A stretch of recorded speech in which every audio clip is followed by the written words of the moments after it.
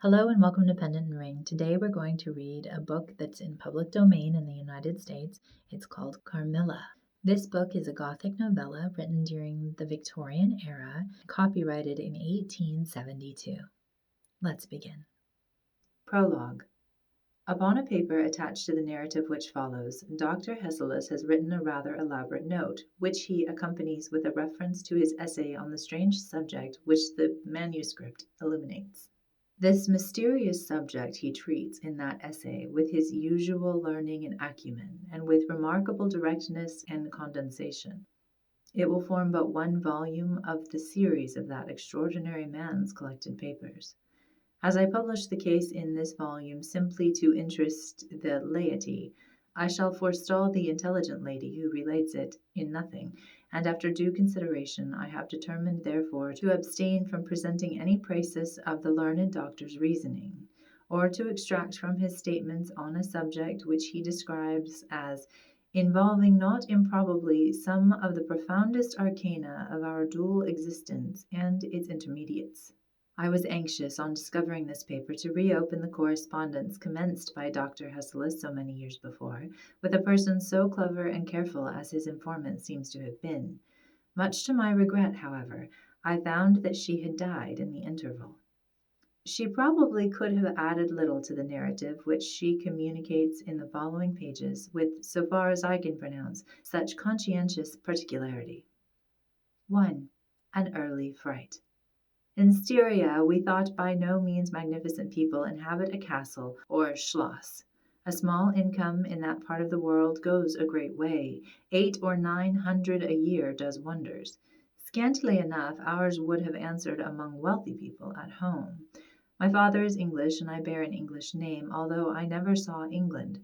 But here, in this lonely and primitive place where everything is so marvelously cheap, I really don't see how ever so much more money would at all materially add to our comforts, or even luxuries. My father was in the Austrian service, and retired upon a pension and his patrimony, and purchased this feudal residence, and the small estate on which it stands, a bargain. Nothing can be more picturesque or solitary. It stands on a slight eminence in a forest. The road, very old and narrow, passes in front of its drawbridge, never raised in my time, and its moat, stocked with perch, and sailed over by many swans, and floating on its surface white fleets of water lilies. Over all this the Schloss shows its many-windowed front, its towers, and its Gothic chapel. The forest opens in an irregular and very picturesque glade before its gate, and at the right a steep Gothic bridge carries the road over a stream that winds in deep shadow through the wood.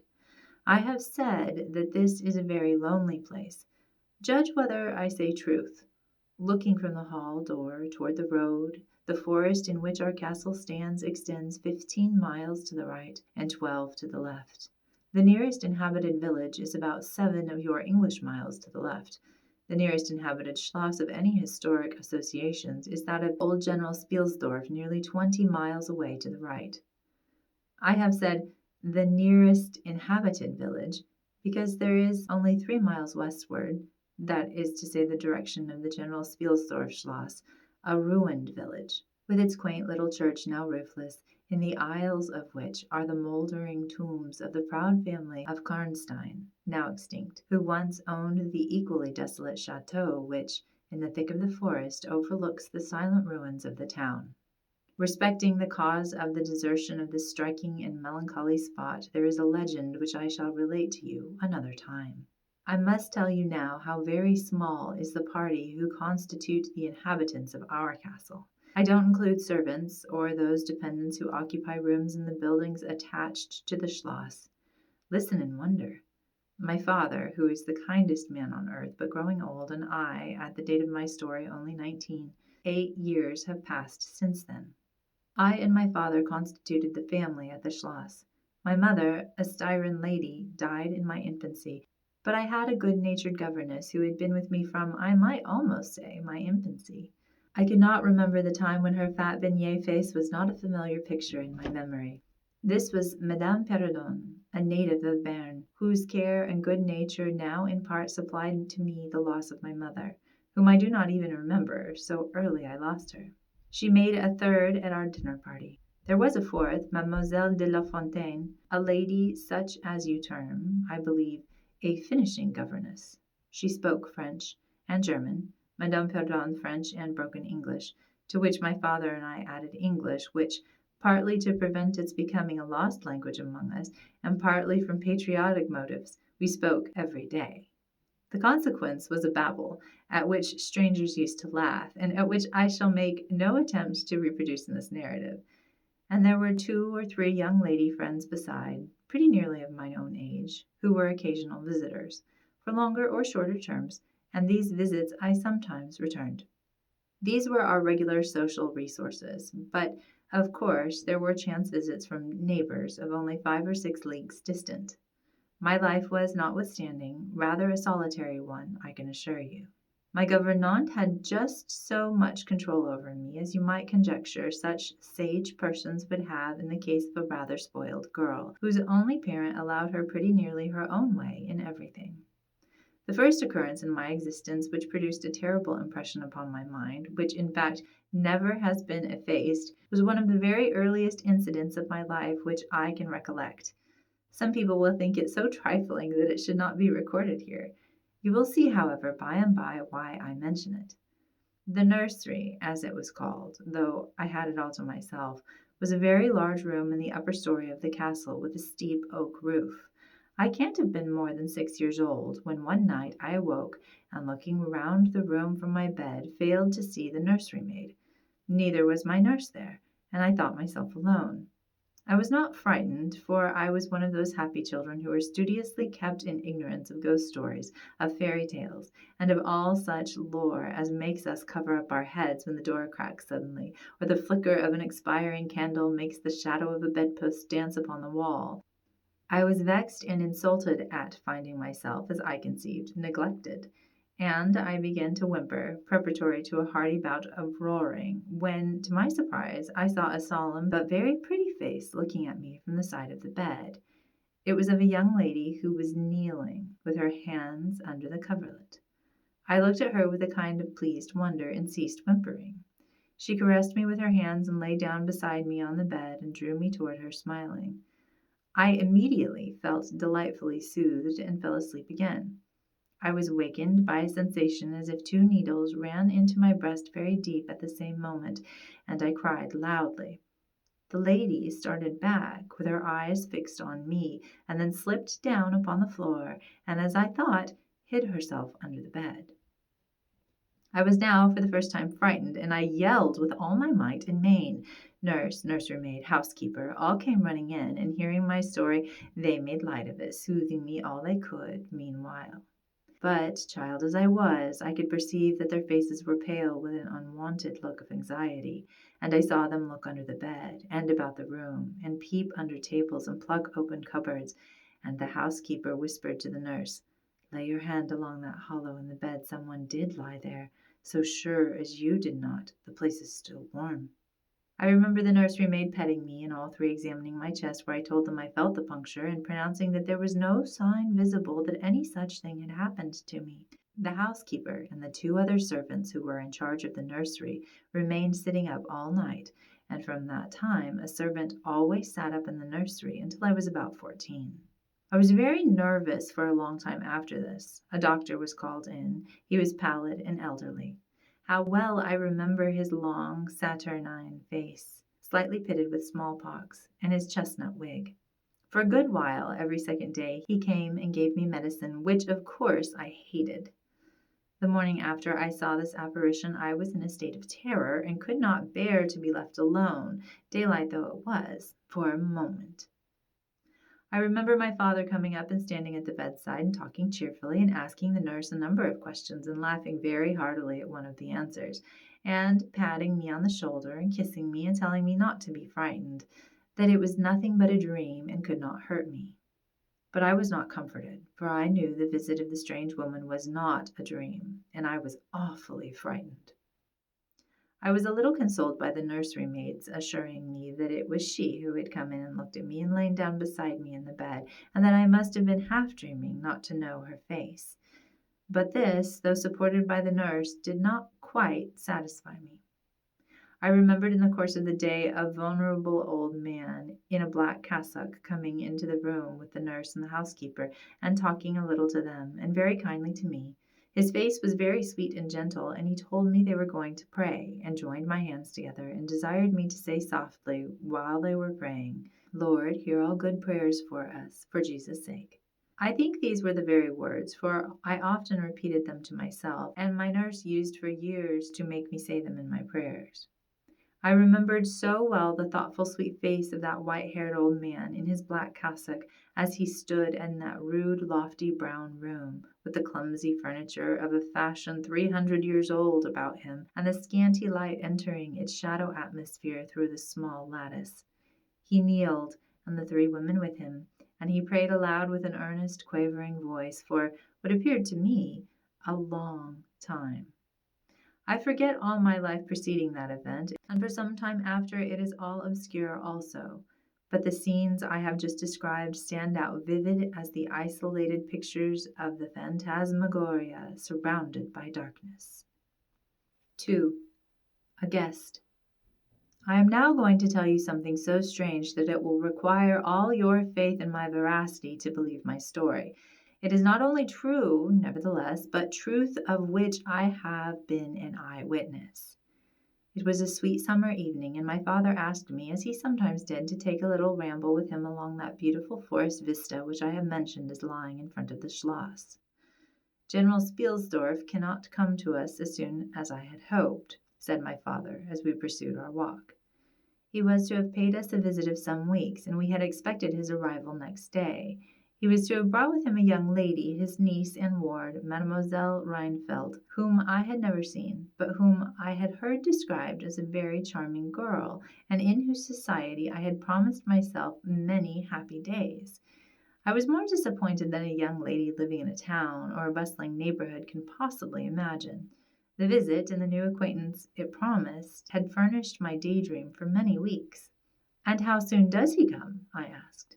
"Not till autumn, not for 2 months, I dare say," he answered. "And I am very glad now, dear, that you never knew Mademoiselle Rheinfeldt." "And why?" I asked, both mortified and curious. "Because the poor young lady is dead," he replied. "I quite forgot I had not told you, but you were not in the room when I received the General's letter this evening." I was very much shocked. General Spielsdorf had mentioned in his first letter 6 or 7 weeks before that she was not so well as he would wish her, but there was nothing to suggest the remotest suspicion of danger. "Here is the General's letter," he said, handing it to me. "I am afraid he is in great affliction. The letter appears to me to have been written very nearly in distraction." We sat down on a rude bench under a group of magnificent lime trees.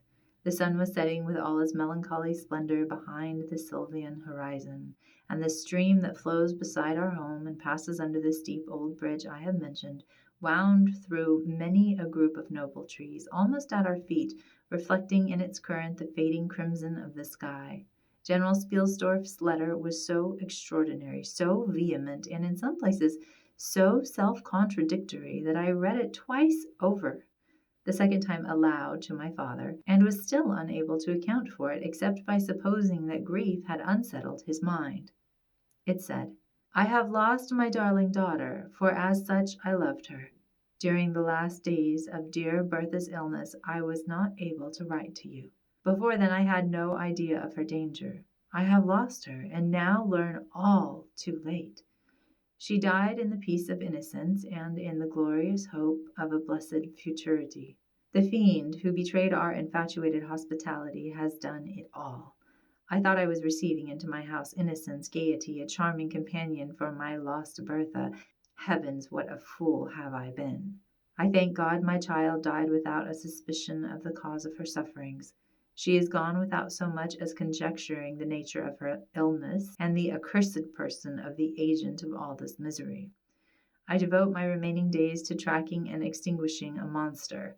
I am told I may hope to accomplish my righteous and merciful purpose. At present there is scarcely a gleam of light to guide me. I curse my conceited incredulity, my despicable affections of superiority, my blindness, my obstinacy, all too late. I cannot write or talk collectedly now. I am distracted. So soon as I shall have a little recovered, I mean to devote myself for a time to enquiry, which may possibly lead me as far as Vienna.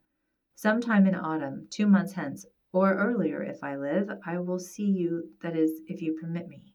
I will then tell you all that I scarce dare put upon paper now. Farewell. Pray for me, dear friend. In these terms ended this strange letter. Though I had never seen Bertha Rheinfeld, my eyes filled with tears at the sudden intelligence. I was startled, as well as profoundly disappointed. The sun had now set, and it was twilight by the time I had returned the general's letter to my father. It was a soft, clear evening, and we loitered, speculating upon the possible meanings of the violent and incoherent sentences which I had just been reading. We had nearly a mile to walk before reaching the road that passes the Schloss in front, and by that time the moon was shining brilliantly. At the drawbridge we met Madame Pendant and Mademoiselle Le Fanu, who had come out without their bonnets to enjoy the exquisite moonlight. We heard their voices gabbling in animated dialogue as we approached. We joined them at the drawbridge and turned about to admire with them the beautiful scene. The glade through which we had just walked lay before us. At our left the narrow road wound away under clumps of lordly trees, and was lost to sight amid the thickening forest. At the right, the same road crosses the steep and picturesque bridge, near which stands a ruined tower which once guarded the pass. And beyond the bridge an abrupt eminence rises, covered with trees, and showing in the shadows some gray ivy-clustered rocks. Over the sward and low grounds a thin film of mist was stealing like smoke, marking the distances with a transparent veil, and here and there we could see the river faintly flashing in the moonlight. No softer, sweeter scene could be imagined. The news I had just heard made it melancholy, but nothing could disturb its character of profound serenity and the enchanting glory and vagueness of the prospect. My father, who enjoyed the picturesque, and I, stood looking in silence over the expanse beneath us. The two good governesses, standing a little way behind us, discoursed upon the scene, and were eloquent upon the moon. Madame Pendant was fat, middle-aged, and romantic, and talked and sighed poetically. Mademoiselle de La Fontaine, in right of her father, who was a German, assumed to be psychological, metaphysical, and something of a mystic, now declared that when the moon shone with a light so intense it was well known that it indicated a special spiritual activity. The effect of the full moon in such a state of brilliance was manifold. It acted on dreams, it acted on lunacy, it acted on nervous people.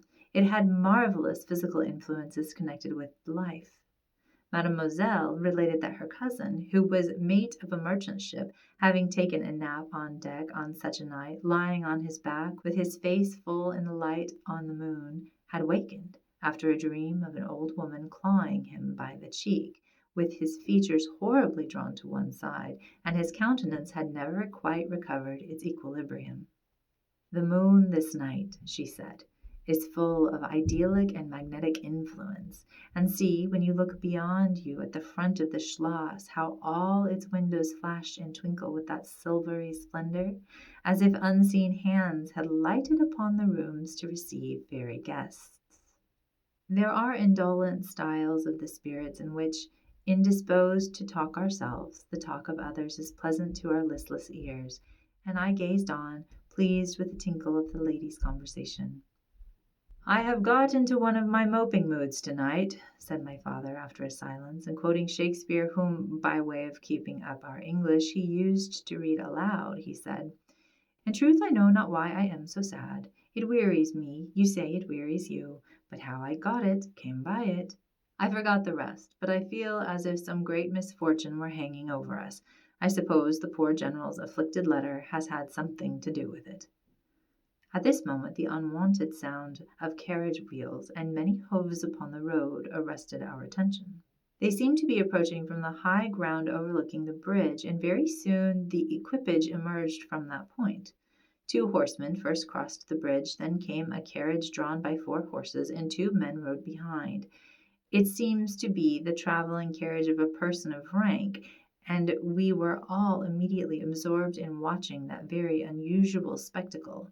It became, in a few moments, greatly more interesting, for just as the carriage had passed the summit of the steep bridge, one of the leaders, taking fright, communicated his panic to the rest, and after a plunge or two the whole team broke into a wild gallop together, and dashing between the horsemen who rode in front, came thundering along the road toward us at the speed of a hurricane. The excitement of the scene was made more painful by the clear, long-drawn screams of a female voice from the carriage window. We all advanced in curiosity and horror, me rather in silence, the rest with various ejaculations of terror. Our suspense did not last long. Just before you reach the castle drawbridge, on the route they were coming, there stands by the roadside a magnificent lime tree.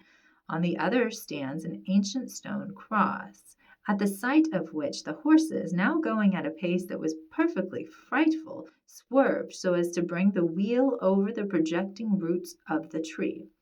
I knew what was coming. I covered my eyes, unable to see it out, and turned my head away. At the same moment I heard a cry from my lady friends, who had gone on a little. Curiosity opened my eyes, and I saw a scene of utter confusion.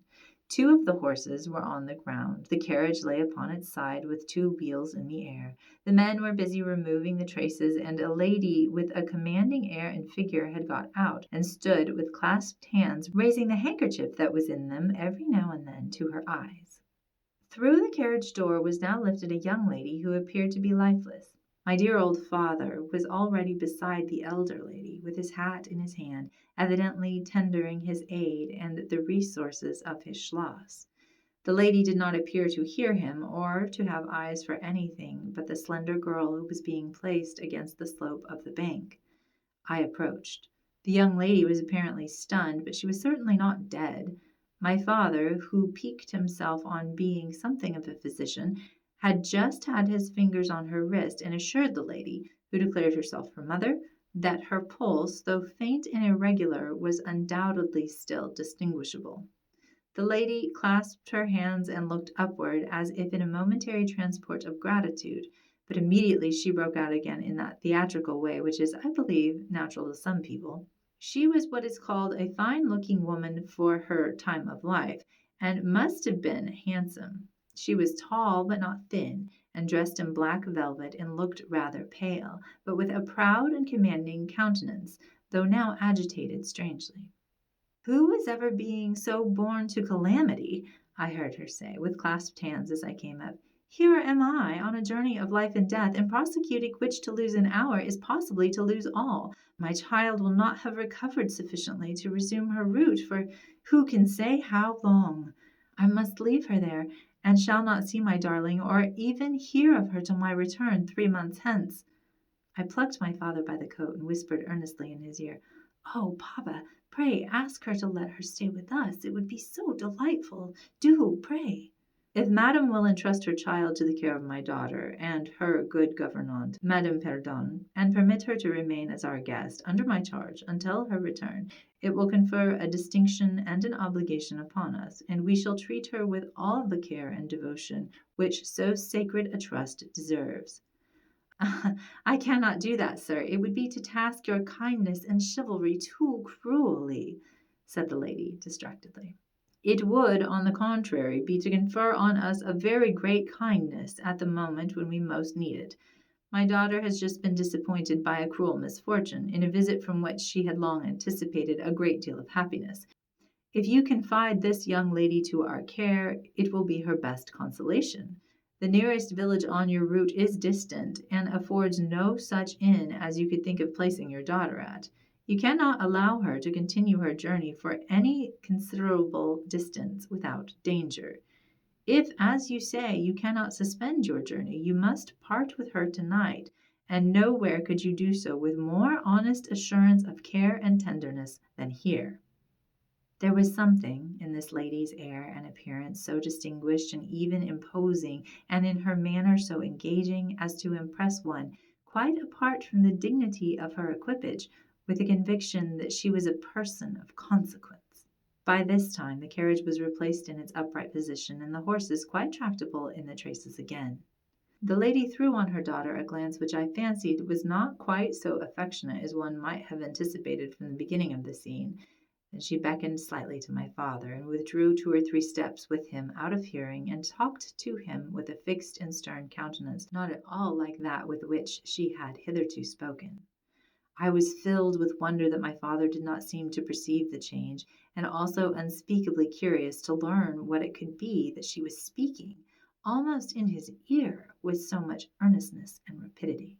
2 or 3 minutes at most, I think, she remained thus employed. Then she turned, and a few steps brought her to where her daughter lay, supported by Madame Pendant. She kneeled beside her for a moment and whispered, as Madame supposed, a little benediction in her ear. Then, hastily kissing her, she stepped into her carriage. The door was closed. The footmen in stately liveries jumped up behind. The outriders spurred on. The postilions cracked their whips. The horses plunged and broke suddenly into a furious canter that threatened soon again to become a gallop, and the carriage whirled away, followed at the same rapid pace by 2 horsemen in the rear. Chapter 3. We compare notes.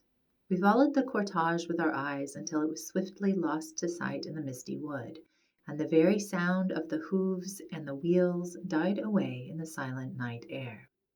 Nothing remained to assure us that the adventure had not been an illusion of a moment but the young lady, who just at that moment opened her eyes. I could not see, for her face was turned from me, but she raised her head, evidently looking about her, and I heard a very sweet voice ask complainingly, "Where is mamma?" Our good Madame Pendant answered tenderly, and added some comfortable assurances. I then heard her ask, "Where am I? What is this place?" And after that she said, "I don't see the carriage. And Matska, where is she?" Madame answered all her questions in so far as she understood them, and gradually the young lady remembered how the misadventure came about, and was glad to hear that no one in or in attendance on the carriage was hurt, and on learning that her mamma had left her there till her return in about 3 months, she wept. I was going to add my consolations to those of Madame Pendant when Mademoiselle de La Fontaine placed her hand upon mine, saying, "Don't approach. One at a time is as much as she can at present converse with. A very little excitement would possibly overpower her now. As soon as she is comfortably in bed, I thought, I will run up to her room and see her." My father, in the meantime, had sent a servant on horseback for the physician, who lived about 2 leagues away, and a bedroom was being prepared for the young lady's reception. The stranger now rose, and leaning on Madame's arm, walked slowly over the drawbridge and into the castle gate. In the hall servants waited to receive her, and she was conducted forthwith to her room. The room we usually sat in as our drawing room is long, having 4 windows that looked over the moat and drawbridge upon the forest scene I have just described. It is furnished in old carved oak, with large carved cabinets, and the chairs are cushioned with crimson Utrecht velvet.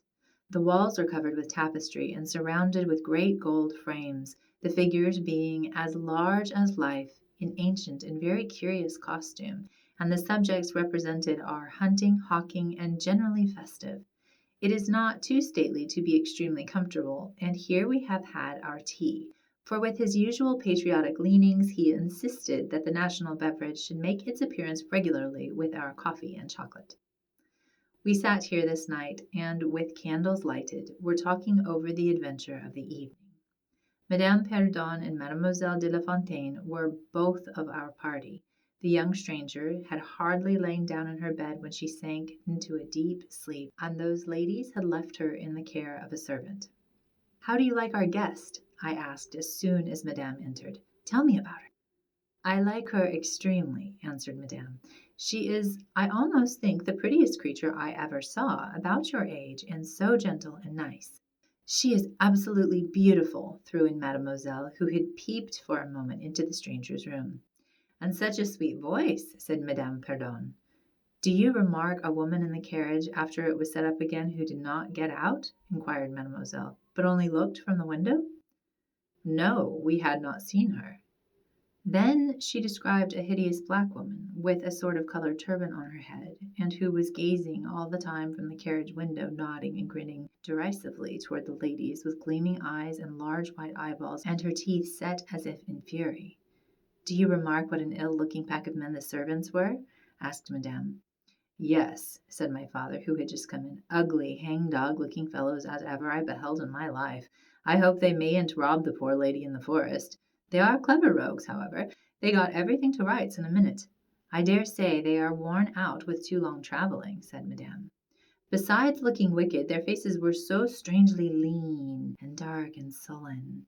I'm very curious, I own, but I dare say the young lady will tell you all about it tomorrow, if she is sufficiently recovered. I don't think she will, said my father with a mysterious smile and a little nod of his head as if he knew more about it than he cared to tell us. This made us all the more inquisitive as to what had passed between him and the lady in the black velvet, in the brief but earnest interview that had immediately preceded her departure. We were scarcely alone when I entreated him to tell me. He did not need much pressing. There is no particular reason why I should not tell you. She expressed a reluctance to trouble us with the care of her daughter, saying she was in delicate health and nervous, but not subject to any kind of seizure. She volunteered that, nor to any illusion, being, in fact, perfectly sane. How very odd to say all that, I interpolated. It was so unnecessary. At all events, it was said, he laughed. And as you wish to know all that passed, which was indeed very little, I tell you. She then said, I am making a long journey of vital importance. She emphasized the word, rapid and secret. I shall return for my child in 3 months. In the meantime, she will be silent as to who we are, whence we come, and whither we are traveling. That is all she said. She spoke very pure French. When she said the word secret, she paused for a few seconds, looking sternly, her eyes fixed on mine. I fancy she makes a great point of that. You saw how quickly she was gone. I hope I have not done a very foolish thing in taking charge of the young lady. For my part, I was delighted. I was longing to see and talk to her, and only waiting till the doctor should give me leave. You, who live in towns, can have no idea how great an event the introduction of a new friend is in such a solitude as surrounded us. The doctor did not arrive till nearly 1 o'clock, but I could no more have gone to my bed and slept than I could have overtaken on foot the carriage in which the princess in black velvet had driven away. When the physician came down to the drawing-room, it was to report very favorably upon his patient. She was now sitting up, her pulse quite regular, apparently perfectly well. She had sustained no injury, and the little shock to her nerves had passed away quite harmlessly. There could be no harm, certainly, in my seeing her, if we both wished it, and with this permission I sent forthwith to know whether she would allow me to visit her for a few minutes in her room. The servant returned immediately to say that she desired nothing more. You may be sure I was not long in availing myself of this permission. Our visitor lay in one of the handsomest rooms in the Schloss. It was perhaps a little stately. There was a sombre piece of tapestry opposite the foot of the bed, representing Cleopatra with the asps to her bosom, and other solemn classic scenes were displayed, a little faded, upon the other walls. But there was a gold carving, and rich and varied color enough in the other decorations of the room to more than redeem the gloom of the old tapestry. There were candles at the bedside. She was sitting up, her slender, pretty figure enveloped in the soft silk dressing-gown, embroidered with flowers and lined with thick quilted silk, which her mother had thrown over her feet as she lay upon the ground. What was it that, as I reached the bedside and had just begun my little greeting, struck me dumb in a moment and made me recoil a step or two from before her? I will tell you. I saw the very face which had visited me in my childhood at night, which remained so fixed in my memory, and on which I had for so many years so often ruminated with horror when no one suspected of what I was thinking. It was pretty, even beautiful, and when I first beheld it, wore the same melancholy expression. But this almost instantly lightened into a strange, fixed smile of recognition. There was a silence of fully a minute, and at length she spoke. I could not. How wonderful! She exclaimed. 12 years ago I saw your face in a dream, and it has haunted me ever since. Wonderful indeed, I repeated, overcoming with an effort the horror that I had for a time suspended my utterances. 12 years ago, in vision or reality, I certainly saw you. I could not forget your face. It has remained before my eyes ever since. Her smile had softened. Whatever I had fancied strange in it was gone, and it and her dimpling cheeks were now delightfully pretty and intelligent. I felt reassured and continued more in the vein which hospitality indicated to bid her welcome, and to tell her how much pleasure her accidental arrival had given us all, and especially what a happiness it was to me. I took her hand as I spoke. I was a little shy, as lonely people are, but the situation made me eloquent and even bold. She pressed my hand, she laid hers upon it, and her eyes glowed, as looking hastily into mine, she smiled again and blushed.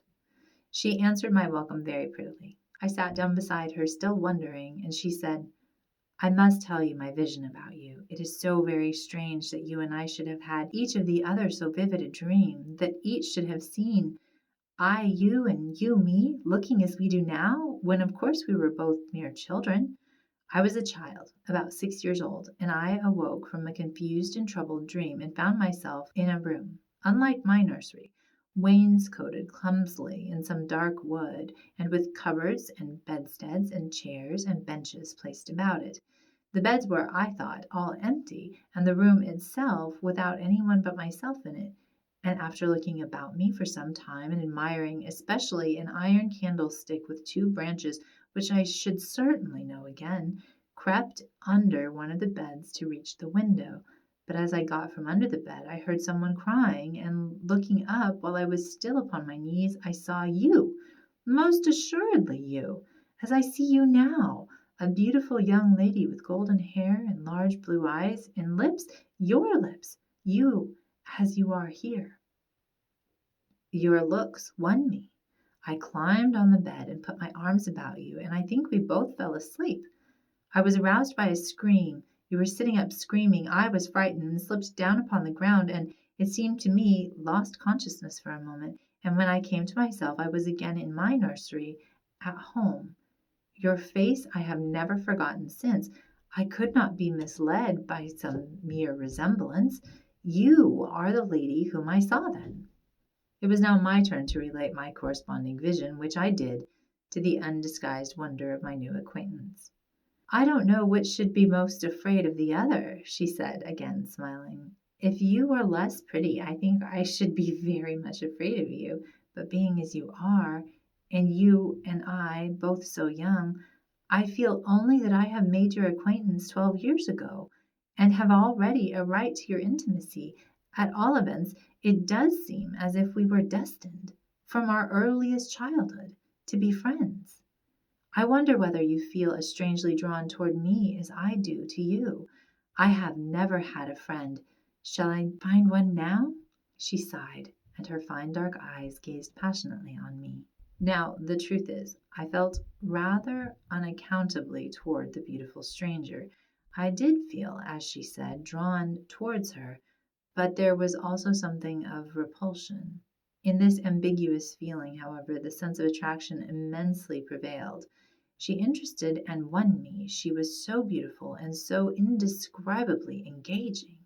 I perceived now something of languor and exhaustion stealing over her, and hastened to bid her good night. "The doctor thinks," I added, "that you ought to have a maid to sit up with you tonight. One of ours is waiting, and you will find her a very useful and quiet creature." "How kind of you, but I could not sleep. I never could with an attendant in the room. I shan't require any assistance, and, shall I confess my weakness? I am haunted with a terror of robbers. Our house was robbed once, and 2 servants murdered, so I always lock my door. It has become a habit, and you look so kind, I know you will forgive me. I see there is a key in the lock." She held me close in her pretty arms for a moment and whispered in my ear, "Good night, darling. It is very hard to part with you, but good night. Tomorrow, but not early, I shall see you again." She sank back on the pillow with a sigh, and her fine eyes followed me with a fond and melancholy gaze, and she murmured again, "Good night, dear friend." Young people like and even love on impulse. I was flattered by the evident, though as yet undeserved, fondness she showed me. I liked the confidence with which she at once received me. She was determined that we should be very near friends. Next day came, and we met again. I was delighted with my companion, that is to say, in many respects. Her looks lost nothing in daylight. She was certainly the most beautiful creature I had ever seen, and the unpleasant remembrance of the face presented in my early dream had lost the effect of the first unexpected recognition. She confessed that she had experienced a similar shock on seeing me, and precisely the same faint antipathy that had mingled with my admiration of her. We now laughed together over our momentary horrors. Chapter 4. Her Habits, a Saunter. I told you that I was charmed with her in most particulars. There were some that did not please me so well. She was above the middle height of women. I shall begin by describing her. She was slender and wonderfully graceful, except that her movements were languid, very languid. Indeed, there was nothing in her appearance to indicate an invalid. Her complexion was rich and brilliant, her features were small and beautifully formed, her eyes large, dark, and lustrous. Her hair was quite wonderful. I never saw hair so magnificently thick and long when it was down about her shoulders. I have often placed my hands under it and laughed with wonder at its weight. It was exquisitely fine and soft, and in a color of very rich dark brown with something of gold. I loved to let it down, tumbling with its own weight, as in her room she lay back on her chair, taking in her sweet, low voice. I used to fold and braid it, and spread it out again and play with it. Heavens, if I had but known all! I said there were particulars which did not please me. I have told you that her confidence won me the first night I saw her, but I found that she exercised with respect to herself, her mother, her history, everything in fact connected with her life, plans, and people, and ever wakeful reserve. I dare say I was unreasonable. Perhaps I was wrong. I dare say I ought to have respected the solemn injunction laid upon my father by the stately lady in black velvet, but curiosity is a restless and unscrupulous passion, and no one girl can endure with patience that hers should be baffled by another. What harm could it do anyone to tell me what I so ardently desired to know? Had she no trust in my good sense of honor?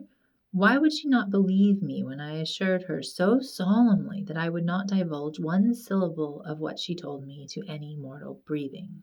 There was a coldness, it seemed to me, beyond her years, in her smiling, melancholy, persistent refusal to afford me the least ray of light. I cannot say we quarreled upon this point, for she would not quarrel upon any. It was, of course, very unfair of me to press her, very ill-bred, but I really could not help it, and I might just as well have let it alone. What she did tell me amounted, in my unconscionable estimation, to nothing. It was all summed up in 3 very vague disclosures. First, her name was Carmilla. Second, her family was very ancient and noble. Third, her home lay in the direction of the west. She would not tell me the name of her family, nor their armorial bearings, nor the name of their estate, nor even that of the country they lived in. You are not to suppose that I worried her incessantly on these subjects. I watched opportunity, and rather insinuated than urged my inquiries. Once or twice, indeed, I did attack her more directly, but no matter what my tactics, utter failure was invariably the result. Reproaches and caresses were all lost upon her, but I must add this, that her evasion was conducted with so pretty a melancholy and depreciation, with so many and even passionate declarations of her liking for me, and trust in my honor, and with so many promises that I should at last know all, that I could not find it in my heart long to be offended with her. She used to place her pretty arms about my neck, draw me near to her, and laying her cheek on mine, murmur with her lips near my ear, "Dearest, your little heart is wounded. Think me not cruel, because I obey the irresistible law of my strength and weakness. If your dear heart is wounded, my wild heart bleeds with yours. In the rapture of my enormous humiliation, I live in your warm life, and you shall die sweetly die, into mine. I cannot help it. As I draw near to you, you in your turn will draw near to others and learn the rapture of that cruelty, which yet is love. So for a while, seek to know no more of me and mine, but trust me with all your loving spirit." And when she had spoken such a rhapsody, she would press me more closely in her trembling embraces, and her lips in soft kisses gently glow upon my cheek. Her agitations and her language were unintelligible to me.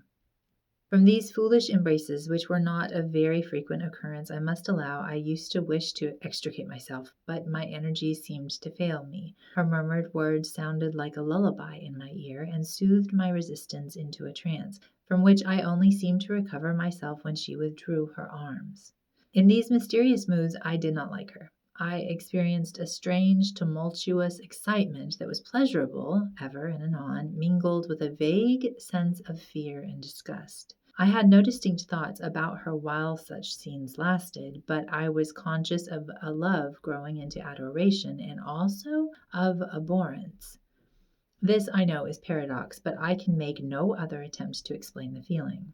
I now write after an interval of more than 10 years, with a trembling hand, with a confused and horrible recollection of certain occurrences and situations in the ordeal through which I was unconsciously passing, through with a vivid and very sharp remembrance of the main current of my story. But I suspect, in all lives, there are certain emotional scenes, those in which our passions have been most wildly and terribly aroused, that are of all others the most vaguely and dimly remembered. Sometimes, after an hour of apathy, my strange and beautiful companion would take my hand and hold it with a fond pressure, renewed again and again, blushing softly, gazing in my face with languid and burning eyes, and breathing so fast that her dress rose and fell with a tumultuous respiration. It was like the ardor of a lover. It embarrassed me. It was hateful and yet overpowering, and with gloating eyes she drew me to her, and her hot lips traveled along my cheek in kisses, and she would whisper almost in sobs, "You are mine. You shall be mine. You and I are one forever." Then she had thrown herself back in her chair, with her small hands over her eyes, leaving me trembling. "Are we related?" I used to ask. "What can you mean by all this? I remind you perhaps of someone whom you love, but you must not. I hate it. I don't know you. I don't know myself when you look so and talk so." She used to sigh at my vehemence, then turn away and drop my hand. Respecting these very extraordinary manifestations, I strove in vain to form any satisfactory theory. I could not refer them to affection or trick. It was unmistakably the momentary breaking out of his suppressed instinct and emotion. Was she, notwithstanding her mother's volunteered denial, subject to brief visitations of insanity? Or was there here a disguise and a romance? I had read in old storybooks of such things. What if a boyish lover had found his way into the house and sought to prosecute his suit in masquerade, with the assistance of a clever old adventuress? But there were many things against this hypothesis, highly interesting as it was to my vanity. I could boast of no little attentions such as masculine gallantry delights to offer. Between these passionate moments there were long intervals of commonplace, of gaiety, of brooding melancholy, during which, except that I detected her eyes so full of melancholy fire following me at times, I might have been as nothing to her. Except in these brief periods of mysterious excitement, her ways were girlish, and there was always a languor about her, quite incompatible with a masculine system in a state of health. In some respects her habits were odd, perhaps not so singular in the opinion of a town lady like you, as they appeared to us rustic people. She used to come down very late, generally not till 1 o'clock. She would then take a cup of chocolate, but eat nothing. We then went out for a walk, which was a mere saunter, and she seemed almost immediately exhausted, and either returned to the Schloss or sat on one of the benches that were placed here and there among the trees. This was a bodily languor in which her mind did not sympathize. She was always an animated talker, and very intelligent. She sometimes alluded for a moment to her own home, or mentioned an adventure or situation, or an early recollection, which indicated a people of strange manners, and described customs of which we knew nothing. I gathered from these chance hints that her native country was much more remote than I had at first fancied. As we sat thus one afternoon under the trees, a funeral passed us by. It was that of a pretty young girl whom I had often seen, the daughter of one of the rangers of the forest. The poor man was walking behind the coffin of his darling. She was his only child, and he looked quite heartbroken. Peasants walking 2 by 2 came behind. They were singing a funeral hymn. I rose to mark my respect as they passed, and joined in the hymn they were very sweetly singing.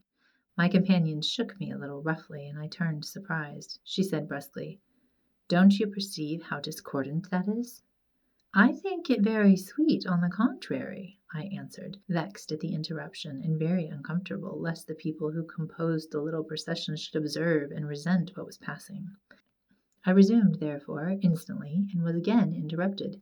You pierce my ears, said Carmilla, almost angrily, and stopped her ears with her tiny fingers. Besides, how can you tell that your religion and mine are the same? Your forms wound me, and I hate funerals. What a fuss! Why, you must die. Everyone must die, and all are happier when they do. Come home. My father has gone on with the clergyman to the churchyard. I thought you knew she was to be buried today. She? I don't trouble my head about peasants. I don't know who she is, answered Carmilla, with a flash from her fine eyes. She is the poor girl who fancied she saw a ghost a fortnight ago, and has been dying ever since, till yesterday, when she expired. Tell me nothing about ghosts. I shan't sleep tonight if you do. I hope there is no plague or fever coming. All this looks very like it, I continued. The swineherd's young wife died only a week ago, and she thought something seized her by the throat as she lay in bed, and nearly strangled her. Papa says such horrible fancies do accompany some forms of fever. She was quite well the days before. She sank afterwards and died before a week. Well, her funeral is over, I hope, and her hymn sung, and our ears shan't be tortured with that discord and jargon. It has made me nervous. Sit down here, beside me. Sit close, hold my hand, press it harder. We had moved a little back, and had come to another seat. She sat down. Her face underwent a change that alarmed and even terrified me for a moment, and darkened and became horribly livid. Her teeth and hands were clenched, and she frowned and compressed her lips, while she stared down upon the ground at her feet, and trembled all over with a continued shudder as irrepressible as ague. All her energies seemed strained to suppress a fit with which she was then breathlessly tugging, and at length a low convulsive cry of suffering broke from her, and gradually the hysteria subsided. There, that comes of strangling people with hymns, she said at last. Hold me still, it is passing away.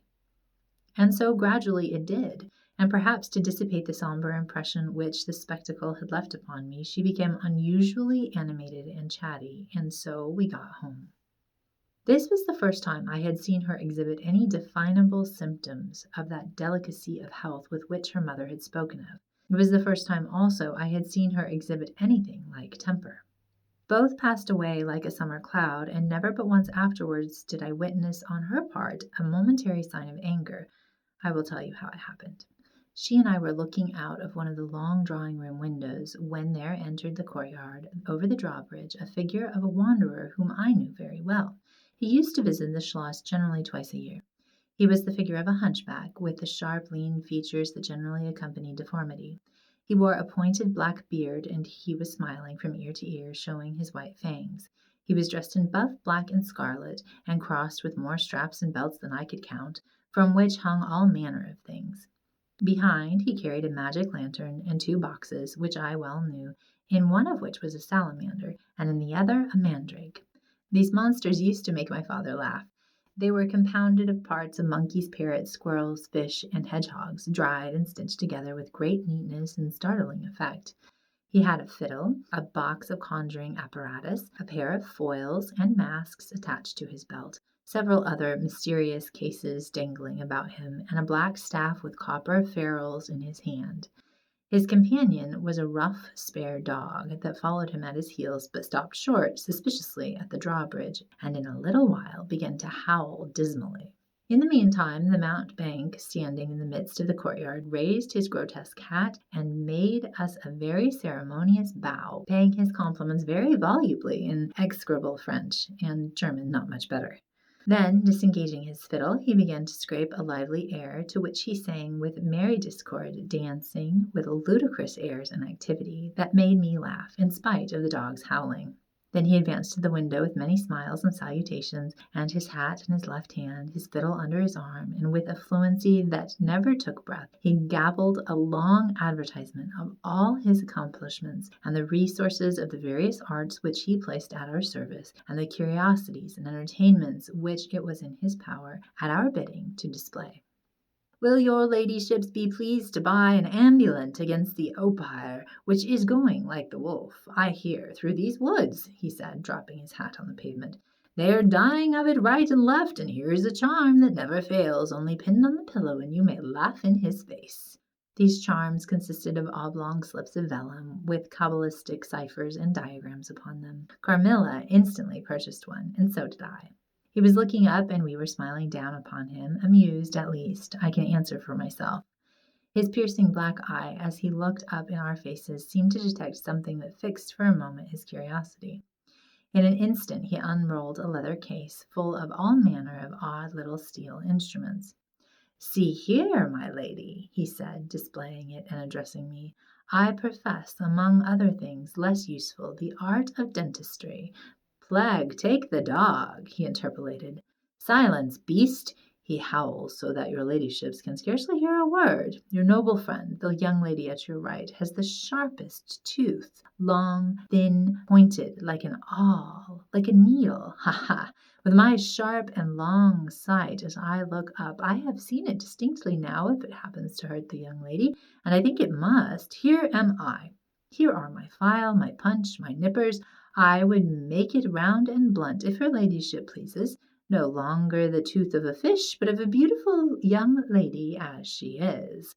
Hey, is the young lady displeased? Have I been too bold? Have I offended her? The young lady, indeed, looked very angry as she drew back from the window. How dares that mountebank insult us so? Where is your father? I demand redress from him. My father would have had the wretch tied up to the pump and flogged with a cart whip and burnt to the bones with the cattle brand.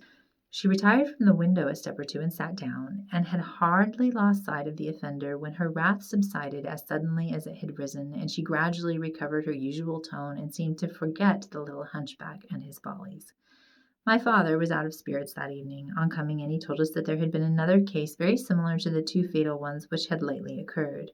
The sister of a young peasant on his estate only a mile away was very ill, had been, as she described it, attacked very nearly in the same way, and was now slowly but steadily sinking. All this, said my father, is strictly referable to natural causes. These poor people infect one another with their superstitions, and so repeat in imagination the images of terror that have infested their neighbors. But that very circumstance frightens one horribly, said Carmilla. How so? Inquired my father. I am so afraid of fancying I see such things. I think it would be as bad as reality. We are in God's hands. Nothing can happen without his permission, and all will end well for those who love him. He is our faithful Creator. He has made us all and will take care of us. Creator? Nature, said the young lady in answer to my gentle father. And this disease that invades the country is natural. Nature. All things proceed from nature, don't they? All things in the heaven, in the earth, and under the earth act and live as nature ordains? I think so. The doctor said he would come here today, said my father after a silence. I want to know what he thinks about it and what he thinks we had better do. Doctors never did me any good, said Carmilla. Then you have been ill? I asked. More ill than ever you were, she answered. Long ago? Yes, a long time. I suffered from this very illness, but I forget all but my pain and weakness, and they were not so bad as are suffered in other diseases. Well, you were very young then. I dare say. Let us talk no more of it. You would not wound a friend. She looked languidly in my eyes and passed her arm around my waist lovingly and led me out of the room. My father was busy over some papers near the window. Why does your papa like to frighten us? Said the pretty girl with a sigh and a little shudder. He doesn't, dear Carmilla. It is the very furthest thing from his mind. Are you afraid, dearest? I should be very much if I fancied there was any real danger of being attacked as those poor people were. You are afraid to die? Yes, everyone is. But to die as lovers may, to die together so that they may live together. Girls are caterpillars while they live in the world, to be finally butterflies when the summer comes, but in the meantime there are grubs and larvae. Don't you see, each with their peculiar propensities, necessities, and structure. So says Monsieur Buffon in his book in the next room. Later in the day the doctor came, and was closeted with Papa for some time. He was a skilful man of 60 and upwards. He wore powder and shaved his pale face as smooth as a pumpkin. He and Papa emerged from the room together, and I heard Papa laugh and say as they came out, "Well, I do wonder at a wise man like you. What do you say to hippogriffs and dragons?" The doctor was smiling, and made an answer, shaking his head. "Nevertheless, life and death are mysterious states, and we know little of the resources of either." And so they walked on, and I heard no more. I did not then know what the doctor had been broaching, but I think I guess it now. Chapter 5. A Wonderful Likeness. This evening there arrived from Gratz the grave, dark-faced son of the picture cleaner, with a horse and cart laden with 2 large packing cases, having many pictures in each.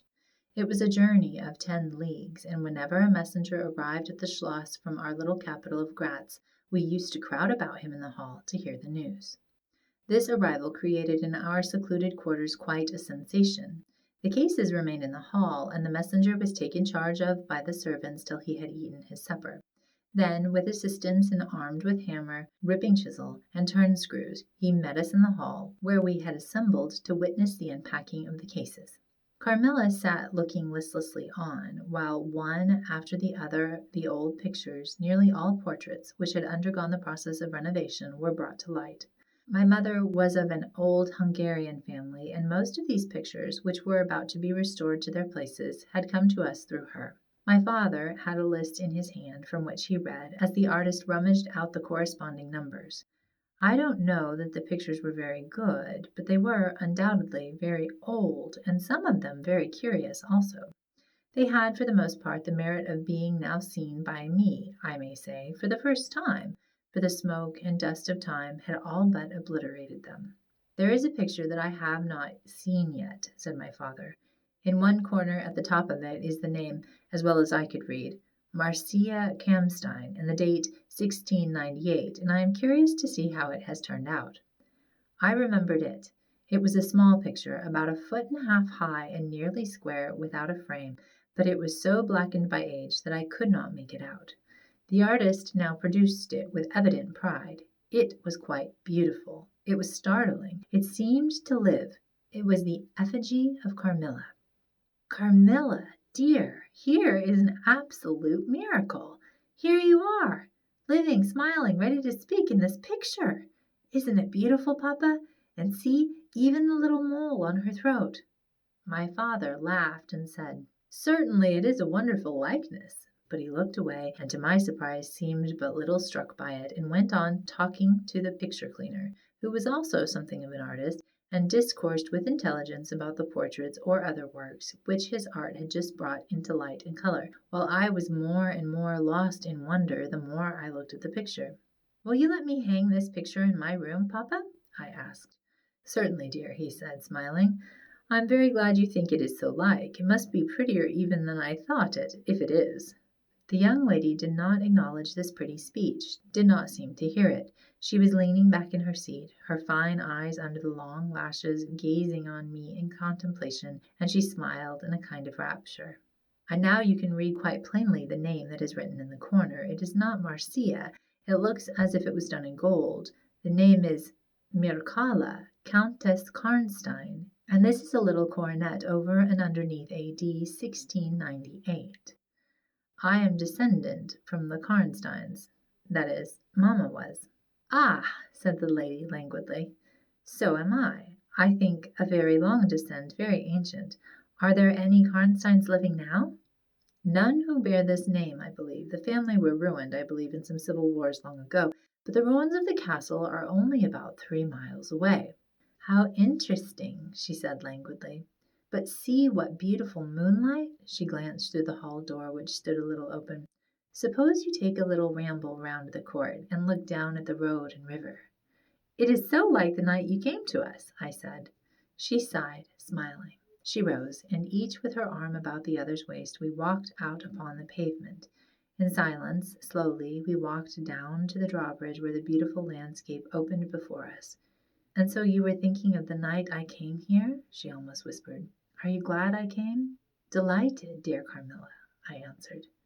"And you asked for the picture you think like me to hang in your room?" she murmured with a sigh as she drew her arm closer about my waist and let her pretty head sink upon my shoulder. How romantic you are, Carmilla, I said. Whenever you tell me your story, it will be made up chiefly of some one great romance. She kissed me silently. I am sure, Carmilla, you have been in love, that there is at this moment an affair of the heart going on. I have been in love with no one, and never shall, she whispered, unless it should be with you. How beautiful she looked in the moonlight! Shy and strange was the look with which she quickly hid her face in my neck and hair with tumultuous sighs that seemed almost to sob, and pressed in mine a hand that trembled. Her soft cheek was glowing against mine. Darling, darling, she murmured, I live in you, and you would die for me. I love you so. I started from her. She was gazing on me with eyes from which all fire, all meaning had flown, and a face colorless and apathetic. Is there a chill in the air, dear? She said drowsily. I almost shiver. Have I been dreaming? Let us come in. Come in. You look ill, Carmilla, a little faint. You certainly must take some wine, I said. Yes, I will. I'm better now. I shall be quite well in a few minutes. Yes, do give me a little wine, answered Carmilla as we approached the door. Let us look again for a moment. It is the last time, perhaps, I shall see the moonlight with you. How do you feel now, dear Carmilla? Are you really better? I asked. I was beginning to take alarm lest she should have been stricken with the strange epidemic that they said had invaded the country about us. Papa would be grieved beyond measure, I added, if he thought you were ever so little ill without immediately letting us know. We have a very skillful doctor near us, the physician who was with Papa today. I'm sure he is. I know how kind you all are, but, dear child, I am quite well again. There is nothing ever wrong with me, but a little weakness. People say I am languid. I am incapable of exertion. I can scarcely walk as far as a child of 3 years old, and every now and then the little strength I have falters, and I become as you have just seen me. But after all, I am very easily set up again. In a moment I am perfectly myself. See how I have recovered. So indeed she had, and she and I talked a great deal, and very animated she was, and the remainder of that evening passed without any recurrence of what I call her infatuations. I mean her crazy talk and looks, which embarrassed and even frightened me. But there occurred that night an event which gave my thoughts quite a new turn, and seemed to startle even Carmilla's languid nature into momentary energy. Chapter 6. A very strange agony. When we got into the drawing-room and had sat down to our coffee and chocolate, although Carmilla did not take any, she seemed quite herself again, and Madame and Mademoiselle de la Fontaine joined us and made a little card party, in the course of which Papa came in for what he called his dish of tea. When the game was over, he sat down beside Carmilla on the sofa and asked her, a little anxiously, whether she had heard from her mother since her arrival. She answered no. He then asked whether she knew where a letter would reach her at present. I cannot tell, she answered ambiguously, but I have been thinking of leaving you. You have been already too hospitable and too kind to me. I have given you an infinity of trouble, and I should wish to take a carriage tomorrow and post in pursuit of her. I know where I shall ultimately find her, although I dare not yet tell you. But you must not dream of any such thing, exclaimed my father, to my great relief. We can't afford to lose you so, and I won't consent to your leaving, except under the care of your mother, who was so good as to consent to your remaining with us till she should herself return. I should be quite happy if I knew that you heard from her, but this evening the accounts of the progress of the mysterious disease that has invaded our neighborhood grow even more alarming, and my beautiful guest, I do feel the responsibility, unaided by advice from your mother, very much. But I shall do my best, and one thing is certain, that you must not think of leaving us without her distinct direction to that effect. We should suffer too much in parting from you to consent to it easily. Thank you, sir, 1,000 times, for your hospitality, she answered, smiling bashfully. You have all been too kind to me. I have seldom been so happy in all my life before, as in your beautiful chateau, under your care, and in the society of your dear daughter. So he gallantly, in his old-fashioned way, kissed her hand, smiling and pleased at her little speech. I accompanied Carmilla as usual to her room and sat and chatted with her while she was preparing for bed. "Do you think," I said at length, "that you will ever confide fully in me?" She turned round smiling, but made no answer, only continued to smile on me. "You won't answer that?" I said. "You can't answer pleasantly. I ought not to have asked you." "You were right to ask me that, or anything. You do not know how dear you are to me, or you could not think any confidence too great to look for." "But I am under vows. No, none half so awfully, and I dare not tell my story yet, even to you. The time is very near when you shall know everything. You will think me cruel, very selfish, but love is always selfish. The more ardent, the more selfish. How jealous I am, you cannot know. You must come with me, loving me to death, or else hate me and still come with me, and hating me through death and after. There is no such word as indifference in my apathetic nature."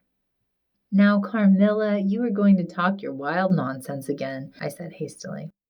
"Not I, silly little fool as I am, and full of whims and fancies. For your sake, I'll talk like a sage. Were you ever at a ball?" "No. How do you run on? What is it like? How charming it must be." "I almost forget. It is years ago." I laughed. "You are not so old. Your first ball can hardly be forgotten yet." I remember everything about it, with an effort. I see it all, as divers see what is going on above them through a medium, dense, rippling, but transparent. There occurred that night what has confused the picture and made its colors faint. I was all but assassinated in my bed, wounded here. She touched her breast, and never was the same since. "Were you near dying?" "Yes, very.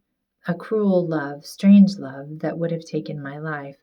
Love will have its sacrifices. No sacrifice without blood. Let us go to sleep now. I feel so lazy. How can I get up just now and lock my door?"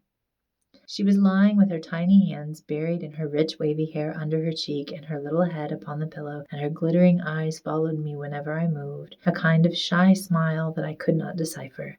I bid her good night and crept from the room with an uncomfortable sensation. I often wondered whether our pretty guest ever said her prayers. I certainly had never seen her upon her knees. In the morning she never came down until long after our family prayers were over, and at night she never left the drawing-room to attend our brief evening prayers in the hall. If it had not been that it had casually come out in one of our careless talks that she had been baptized, I should have doubted her being a Christian. Religion was a subject on which I had never heard her speak a word. If I had known the world better, this particular neglect or antipathy would not have so much surprised me. The precautions of nervous people are infectious, and persons of a like temperament are pretty sure after a time to imitate them. I had adopted Carmilla's habit of locking her bedroom door, having taken into my head all her whimsical alarms about midnight invaders and prowling assassins. I had also adopted her precaution of making a brief search through her room to satisfy herself that no lurking assassin or robber was ensconced. These wise measures taken, I got into my bed and fell asleep. A light was burning in my room. This was an old habit, of very early date, in which nothing could have tempted me to dispense with. Thus fortified, I might take my rest in peace. But dreams come through stone walls, light up dark rooms, or darken light ones, and their persons make their exits and their entrances as they please, and laugh at locksmiths. I had a dream that night that was the beginning of a very strange agony. I cannot call it a nightmare, for I was quite conscious of being asleep. But I was equally conscious of being in my room and lying in bed precisely as I actually was. I saw, or fancied I saw, in the room and its furniture just as I had seen it last, except that it was very dark, and I saw something moving round the foot of the bed, which at first I could not accurately distinguish. But I soon saw that it was a sooty black animal that resembled a monstrous cat. It appeared to me about 4 or 5 feet long, for it measured fully the length of the hearth-rug as it passed over it, and it continued, toing and froing with the lithe, sinister restlessness of a beast in a cage. I could not cry out, although, as you may suppose, I was terrified. Its pace was growing faster, and the room rapidly darker and darker, and at length so dark that I could no longer see anything of it but its eyes. I felt it spring lightly on the bed. The two broad eyes approached my face, and suddenly I felt a stinging pain as if two large needles darted an inch or two apart deep into my breast. I waked with a scream. The room was lighted by the candle that burnt there all through the night, and I saw a female figure standing at the foot of the bed, a little at the right side. It was in a dark, loose dress, and its hair was down and covered its shoulders. A block of stone could not have been more still. There was not the slightest stir of respiration. As I stared at it, the figure appeared to have changed its place, and was now nearer the door, then close to it. The door opened, and it passed out. I was now relieved and able to breathe and move. My first thought was that Carmilla had been playing me a trick, and that I had forgotten to secure my door. I hastened to it and found it locked as usual on the inside. I was afraid to open it. I was horrified. I sprang into my bed and covered my head up in the bedclothes, and lay there more dead than alive till morning. Chapter 7. Descending. It would be vain in my attempting to tell you the horror with which, even now, I recall the occurrence of that night. It was no such transitory terror as a dream leaves behind it.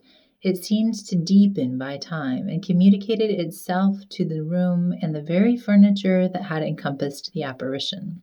I could not bear next day to be alone for a moment. I should have told Papa, but for two opposite reasons. At one time I thought he would laugh at my story, and I could not bear its being treated as a jest, and at another I thought he might fancy that I had been attacked by the mysterious complaint which had invaded our neighborhood. I had myself no misgiving of the kind, and as he had been rather an invalid for some time, I was afraid of alarming him. I was comfortable enough with my good-natured companions, Madame Pendant and the vivacious Mademoiselle La Fontaine. They both perceived that I was out of spirits and nervous, and at length I told them what lay so heavy at my heart. Mademoiselle laughed, but I fancied that Madame Pendant looked anxious. "By the by," said Mademoiselle, laughing, "the long lime tree walk behind Camilla's bedroom window is haunted." "Nonsense!" exclaimed Madame, who probably thought the theme rather inopportune. "And who tells that story, my dear?" "Martin says that he came up twice when the old yard gate was being repaired before sunrise, and twice saw the same female figure walking down the lime tree avenue." "So he well might, as long as there are cows to milk in the river fields," said Madame. "I dare say, but Martin chooses to be frightened, and never did I see a fool more frightened." "You must not say a word about it to Carmilla, because she can see down that walk from her room window," I interposed, "and she is, if possible, a greater coward than I." Carmilla came down rather later than usual that day. "I was so frightened last night," she said, so soon as we're together, "and I am sure I should have seen something dreadful if it had not been for that charm I bought from the poor little hunchback whom I called such hard names. I had a dream of something black coming round my bed, and I awoke in a perfect horror, and I really thought for some seconds I saw a dark figure near the chimney-piece, but I felt under my pillow for my charm, and the moment my fingers touched it the figure disappeared, and I felt quite certain, only that I had it by me, that something frightful would have made its appearance, and perhaps throttled me, as it did those poor people we heard of." "Well, listen to me," I began, and recounted my adventure, at the recital of which she appeared horrified. "And have you the charm near you?" she asked earnestly.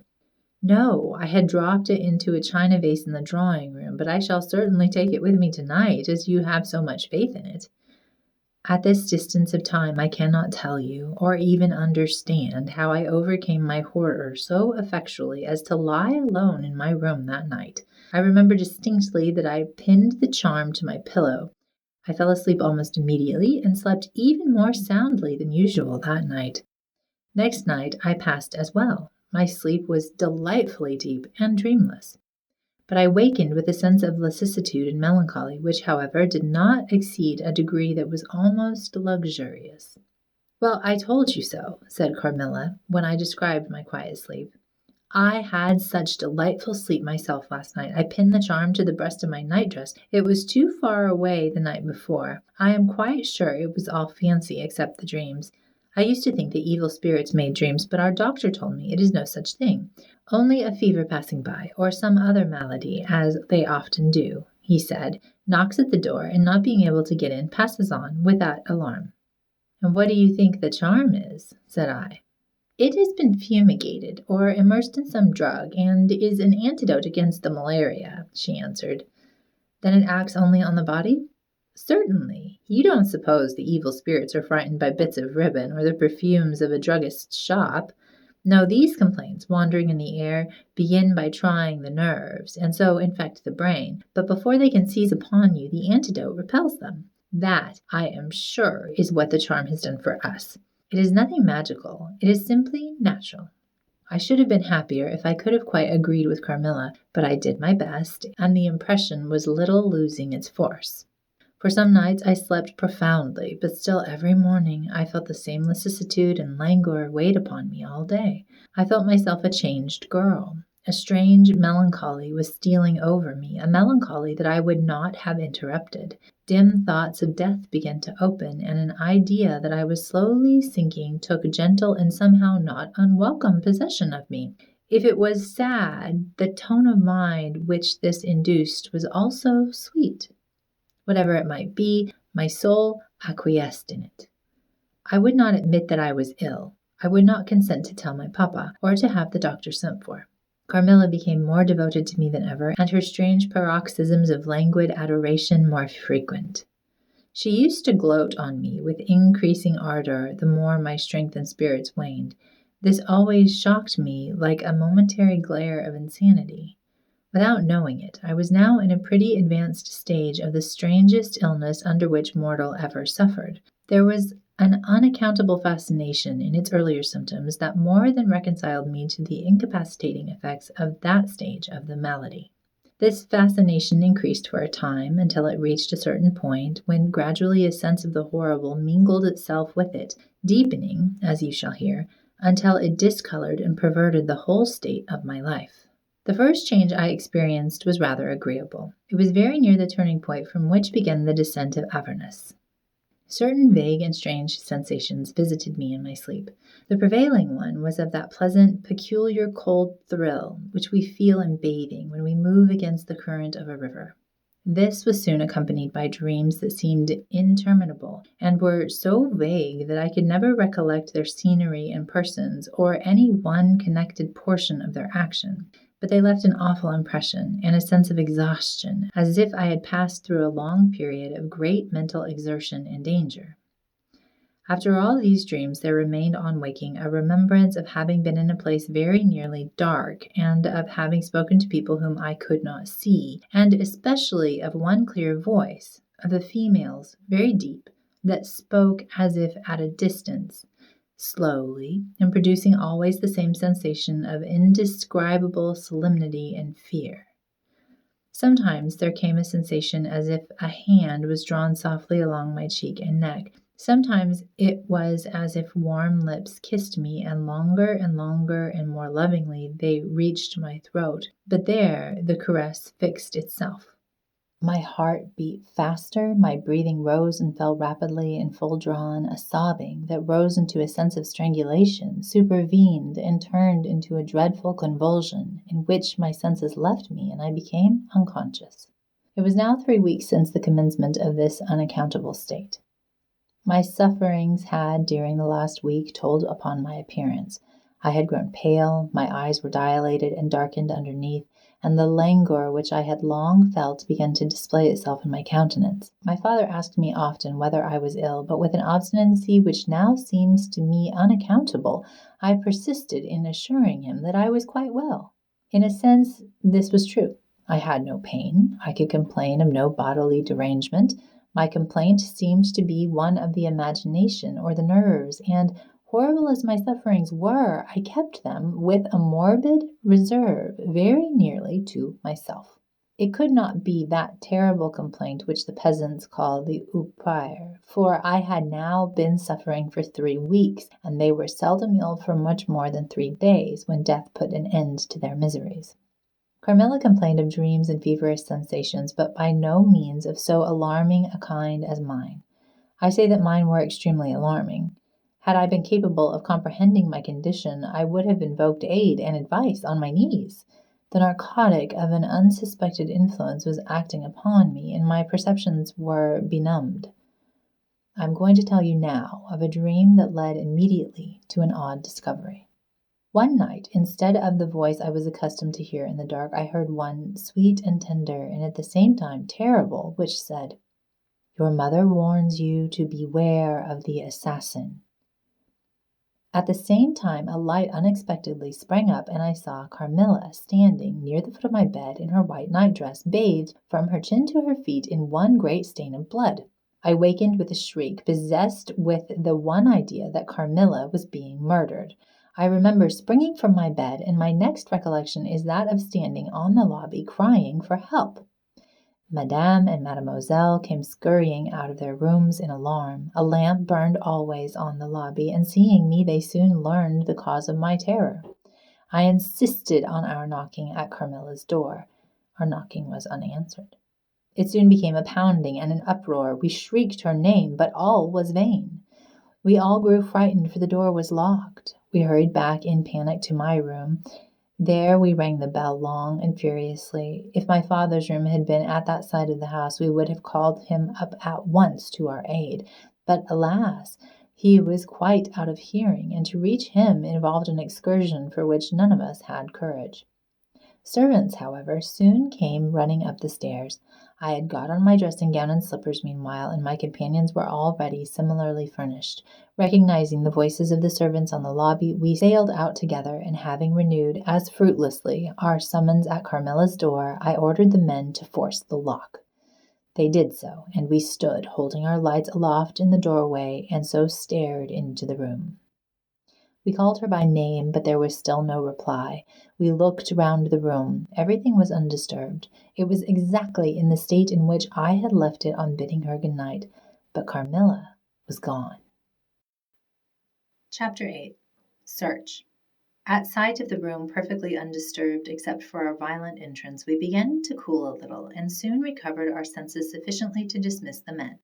It had struck Mademoiselle that possibly Carmilla had been wakened by the uproar at her door, and in her first panic had jumped from her bed and hid herself in a press or behind a curtain, from which she could not, of course, emerge until the major domo and his myrmidons had withdrawn. We now recommenced our search, and began to call her name again. It was all to no purpose. Our perplexity and agitation increased. We examined the windows, but they were secured. I implored Carmilla, if she had concealed herself, to play this cruel trick no longer, to come out and to end our anxieties. It was all useless.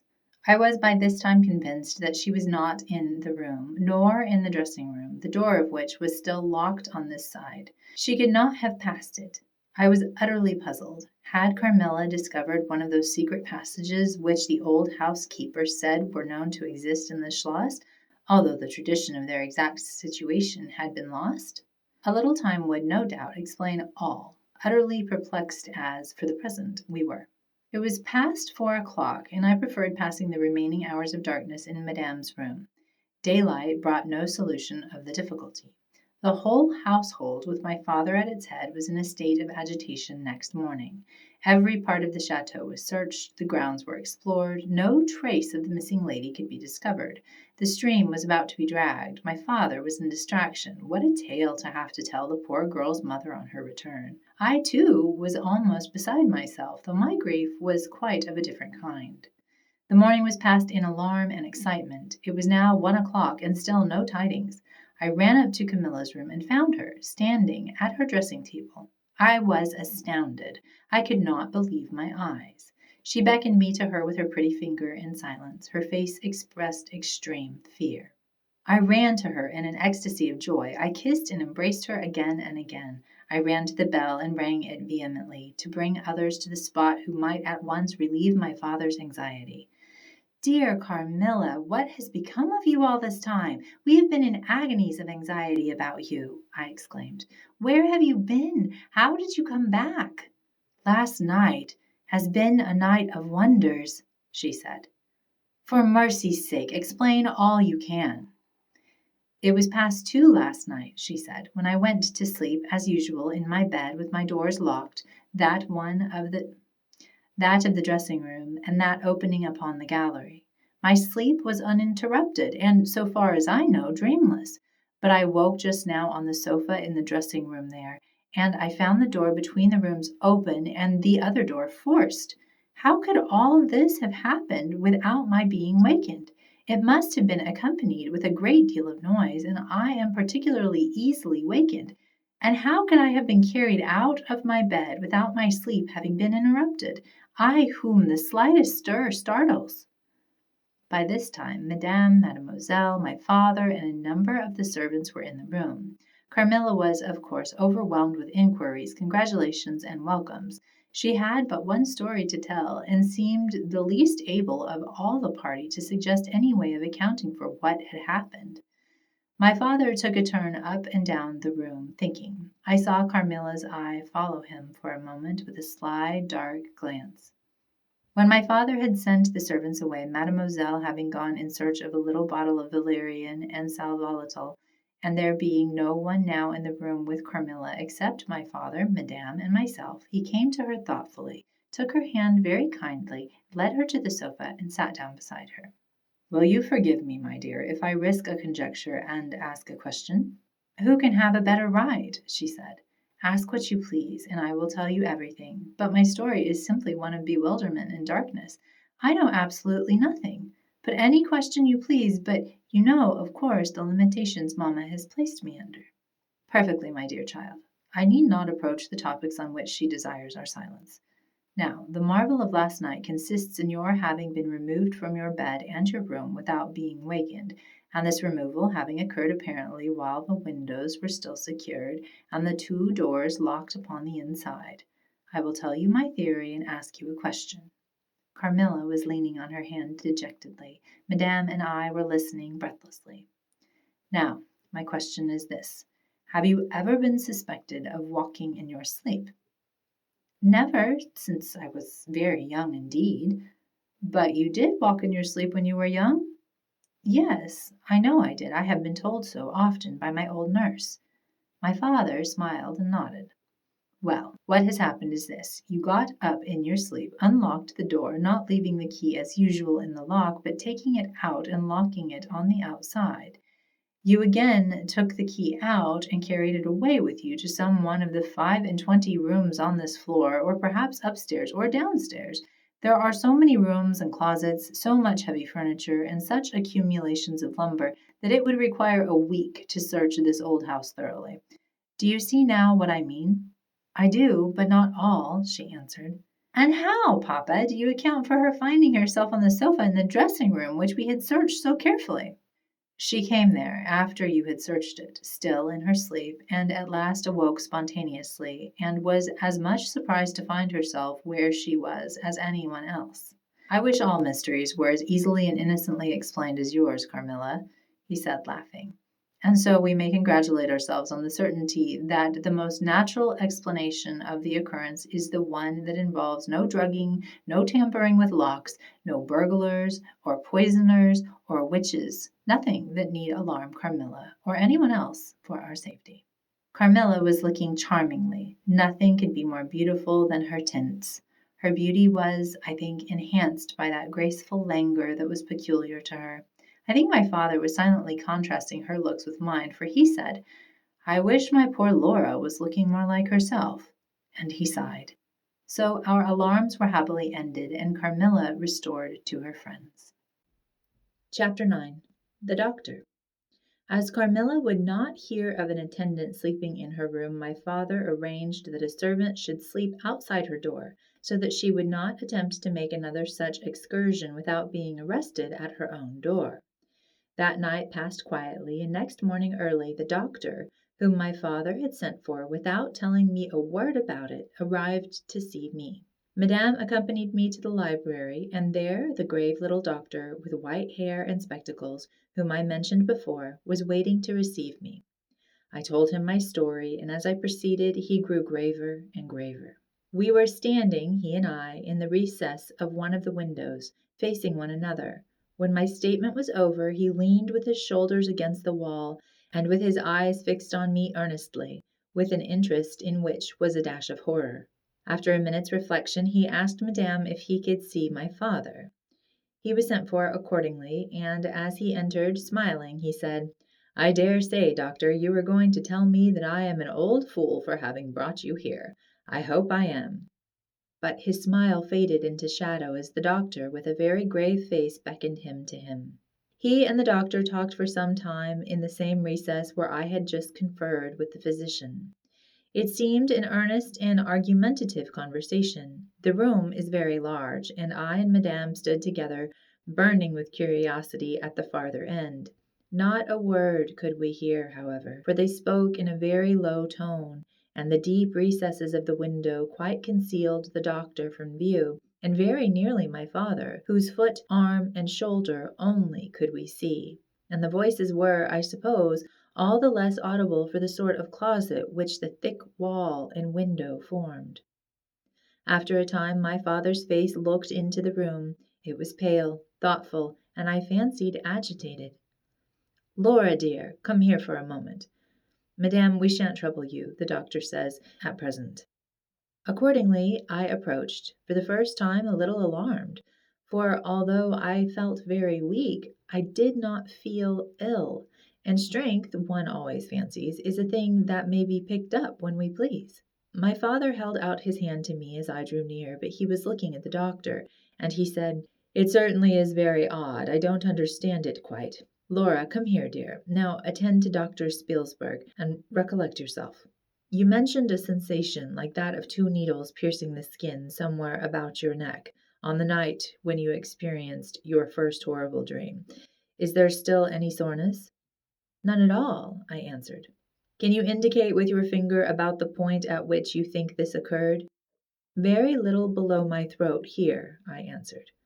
I wore a morning dress which covered the place I pointed to. "Now you can satisfy yourself," said the doctor. "You won't mind your papa's lowering your dress a very little. It is necessary to detect a symptom of the complaint under which you have been suffering." I acquiesced. It was only an inch or two below the edge of my collar. "God bless me, so it is!" exclaimed my father, growing pale. "You see it now with your own eyes," said the doctor, with gloomy triumph. "What is it?" I exclaimed, beginning to be frightened. "Nothing, my dear young lady, but a small blue spot about the size of the tip of your little finger. And now," he continued, turning to papa, "the question is, what is best to be done?" "Is there any danger?" I urged, in great trepidation. "I trust not, my dear," answered the doctor. "I don't see why you should not recover. I don't see why you should not begin immediately to get better. That is the point at which the sense of strangulation begins?" "Yes," I answered. "And recollect, as well as you can, the same point was a kind of centre of that thrill which you described just now, like the current of a cold stream running against you?" "It may have been. I think it was." "Ay, you see," he added, turning to my father. "Shall I say a word to Madame?" "Certainly," said my father. He called Madame to him and said, "I find my young friend here far from well. It won't be of any great consequence, I hope, but it will be necessary that some steps be taken, which I will explain by and by. But in the meantime, madam, you will be so good as not to let Miss Laura be alone for one moment. That is the only direction I need give for the present. It is indispensable." "We may rely upon your kindness, madam, I know," added my father. Madam satisfied him eagerly. "And you, dear Laura, I know you will observe the doctor's direction." "I shall have to ask your opinion upon another patient, whose symptoms slightly resemble those of my daughter, that have just been detailed to you, very much milder in degree, but I believe quite of the same sort. She is a young lady, our guest, but as you say you will be passing this way again this evening, you can't do better than take your supper here, and you can then see her. She does not come down till the afternoon." "I thank you," said the doctor. "I shall be with you then at about 7 this evening." And then they repeated their directions to me and to Madame, and with this parting charge my father left us, and walked out with the doctor, and I saw them pacing together up and down between the road and the moat on the grassy platform in front of the castle, evidently absorbed in earnest conversation. The doctor did not return. I saw him mount his horse there, take his leave, and ride away eastward through the forest. Nearly at the same time I saw the man arrive from Dranfield with the letters and dismount and hand the bag to my father. In the meantime, Madam and I were both busy, lost in conjecture as to the reasons of the singular and earnest direction which the doctor and my father had concurred on imposing. Madam, as she afterwards told me, was afraid the doctor apprehended a sudden seizure, and that, without prompt assistance, I might either lose my life in a fit, or at least be seriously hurt. The interpretation did not strike me, and I fancied, perhaps luckily for my nerves, that the arrangement was prescribed simply to secure a companion who would prevent my taking too much exercise, or eating unripe fruit, or doing any of the 50 foolish things to which young people are supposed to be prone. About half an hour after my father came in, he had a letter in his hand and said, "This letter has been delayed. It is from General Spielsdorf. He might have been here yesterday. He may not come till tomorrow, or he may be here today." He put the open letter into my hand, but he did not look pleased, as he used when a guest, especially one so much loved as the general, was coming. On the contrary, he looked as if he wished him at the bottom of the Red Sea. There was plainly something on his mind which he did not choose to divulge. "Papa, darling, will you tell me this?" said I, suddenly laying my hand on his arm and looking, I am sure, imploringly in his face. "Perhaps," he answered, smoothing my hair caressingly over my eyes. "Does the doctor think me very ill?" "No, dear. He thinks, if right steps are taken, you will be quite well again, at least on the high road to a complete recovery, in a day or two," he answered, a little dryly. "I wish our good friend the General had chosen any other time. That is, I wish you had been perfectly well to receive him." "But do tell me, Papa," I insisted.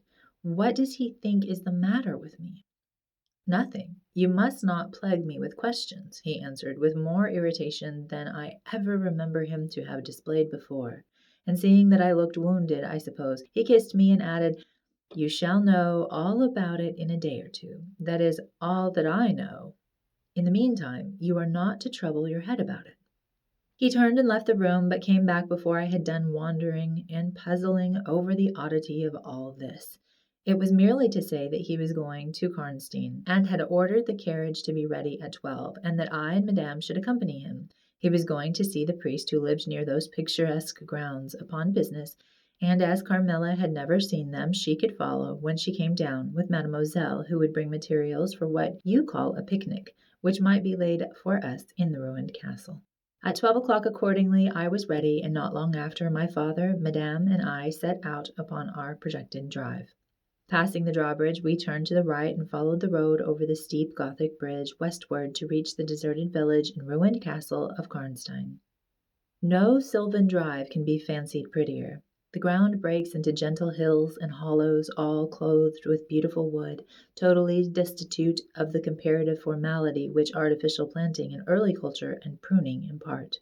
The irregularities of the ground often lead the road out of its course, and cause it to wind beautifully round the sides of broken hollows and the steeper sides of the hills, among varieties of ground almost inexhaustible.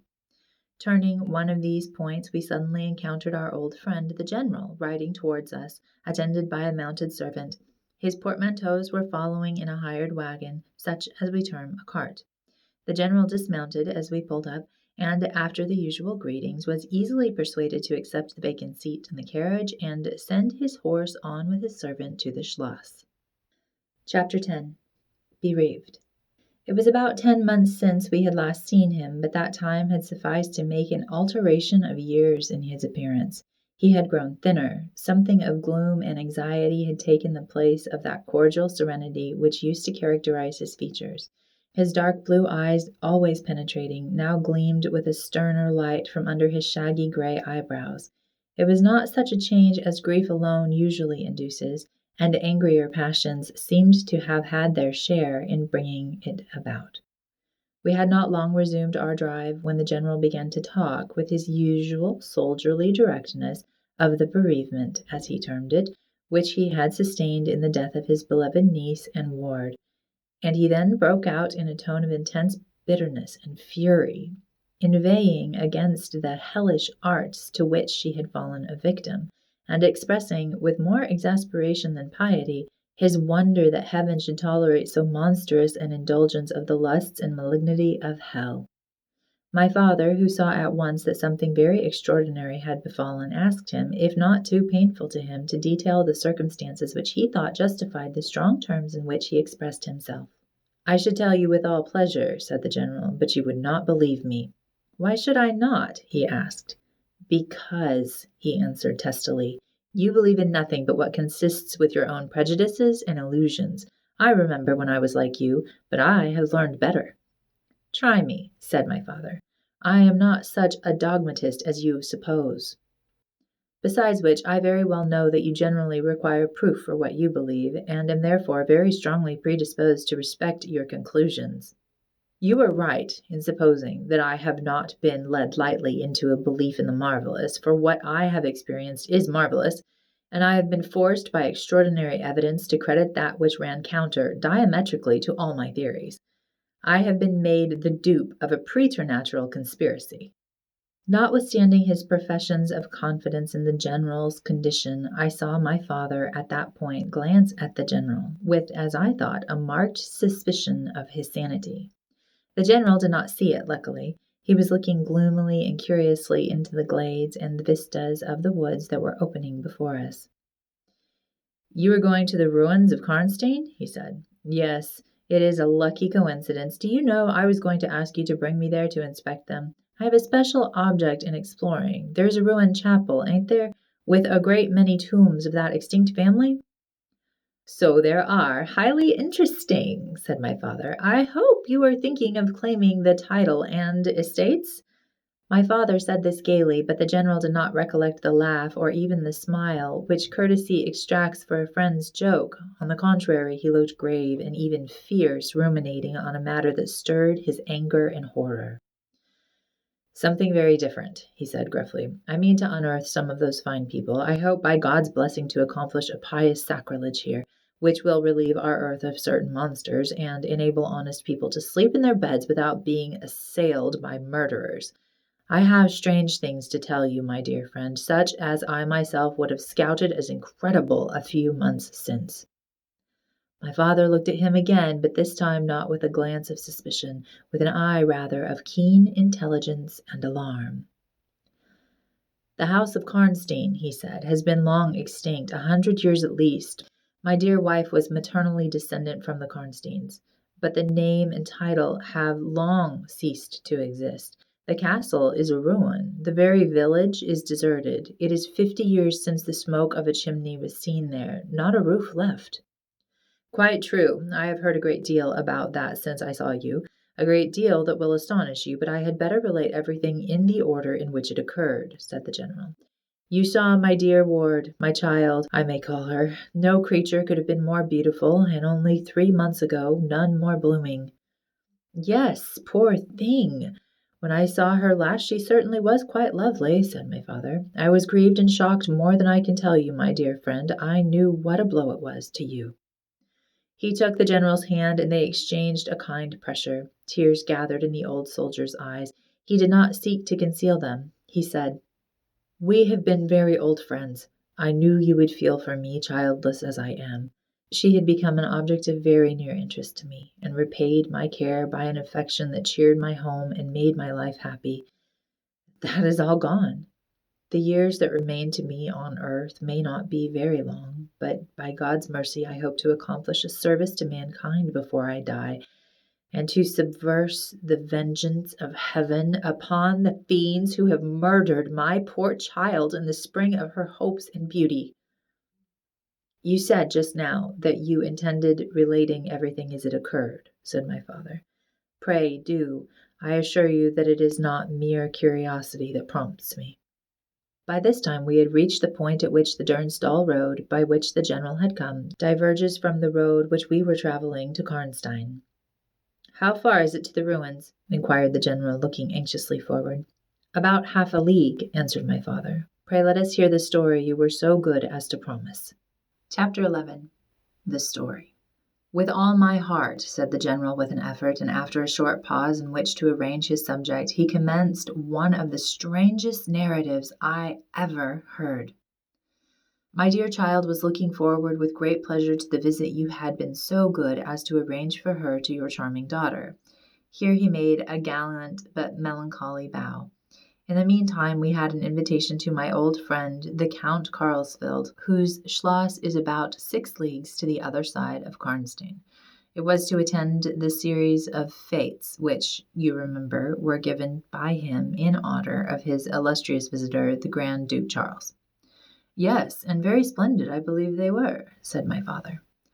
Princely, but then his hospitalities are quite regal. He has Aladdin's lamp. The night from which my sorrow dates was devoted to a magnificent masquerade. The grounds were thrown open, the trees hung with colored lamps. There was such a display of fireworks as Paris itself had never witnessed. And such music, you know, is my weakness. Such ravishing music, the finest instrumental band, perhaps in the world, and the finest singers who could be collected from all the great operas in Europe. As you wandered through these fantastically illuminated grounds, the moon-lighted chateau throwing a rosy light from its long rows of windows, you would suddenly hear these ravishing voices stealing from the silence of some grove, or rising from boats upon the lake. I felt myself, as I looked and listened, carried back into the romance of poetry of my early youth. When the fireworks were ended and the ball beginning, we returned to the noble suite of rooms that were thrown open to the dancers. A masked ball, you know, is a beautiful sight, but so brilliant a spectacle of the kind I never saw before. It was a very aristocratic assembly. I was myself almost the only nobody present. My dear child was looking quite beautiful. She wore no mask. Her excitement and delight added an unspeakable charm to her features, always lovely. I remarked a young lady dressed magnificently but wearing a mask, who appeared to me to be observing my ward with extraordinary interest. I had seen her earlier in the evening in the great hall, and again for a few minutes walking near us on the terrace under the castle window, similarly employed. A lady, also masked, richly and gravely dressed, and with a stately air like a person of rank, accompanied her as a chaperone. Had the young lady not worn a mask, I could, of course, have been much more certain upon the question whether she was really watching my poor darling. I am now well assured that she was. We were now in one of the salons. My poor dear child had been dancing and was resting a little in one of the chairs near the door. I was standing near. The 2 ladies I have mentioned had approached, and the younger took the chair next to my ward, while her companion stood beside me and for a little time addressed herself in a low tone to her charge. Availing herself of the privilege of her mask, she turned to me, and in a tone of an old friend, and calling me by my name, opened a conversation with me, which piqued my curiosity a good deal. She referred to many scenes where she had met me at court and at distinguished houses. She alluded to little incidents which I had long ceased to think of, but which I found had only lain in abeyance in my memory, for they instantly startled into life at her touch. I became more and more curious to ascertain who she was every moment. She parried my attempts to discover, very adroitly and pleasantly. The knowledge she showed of many passages in my life seemed to me all but unaccountable, and she appeared to take a not unnatural pleasure in foiling my curiosity, and in seeing me flounder in my eager perplexity from one conjecture to another. In the meantime, the young lady, whom her mother called by the odd name of Melarsa, when she once or twice addressed her, had with the same ease and grace got into conversation with my ward. She introduced herself by saying that her mother was a very old acquaintance of mine.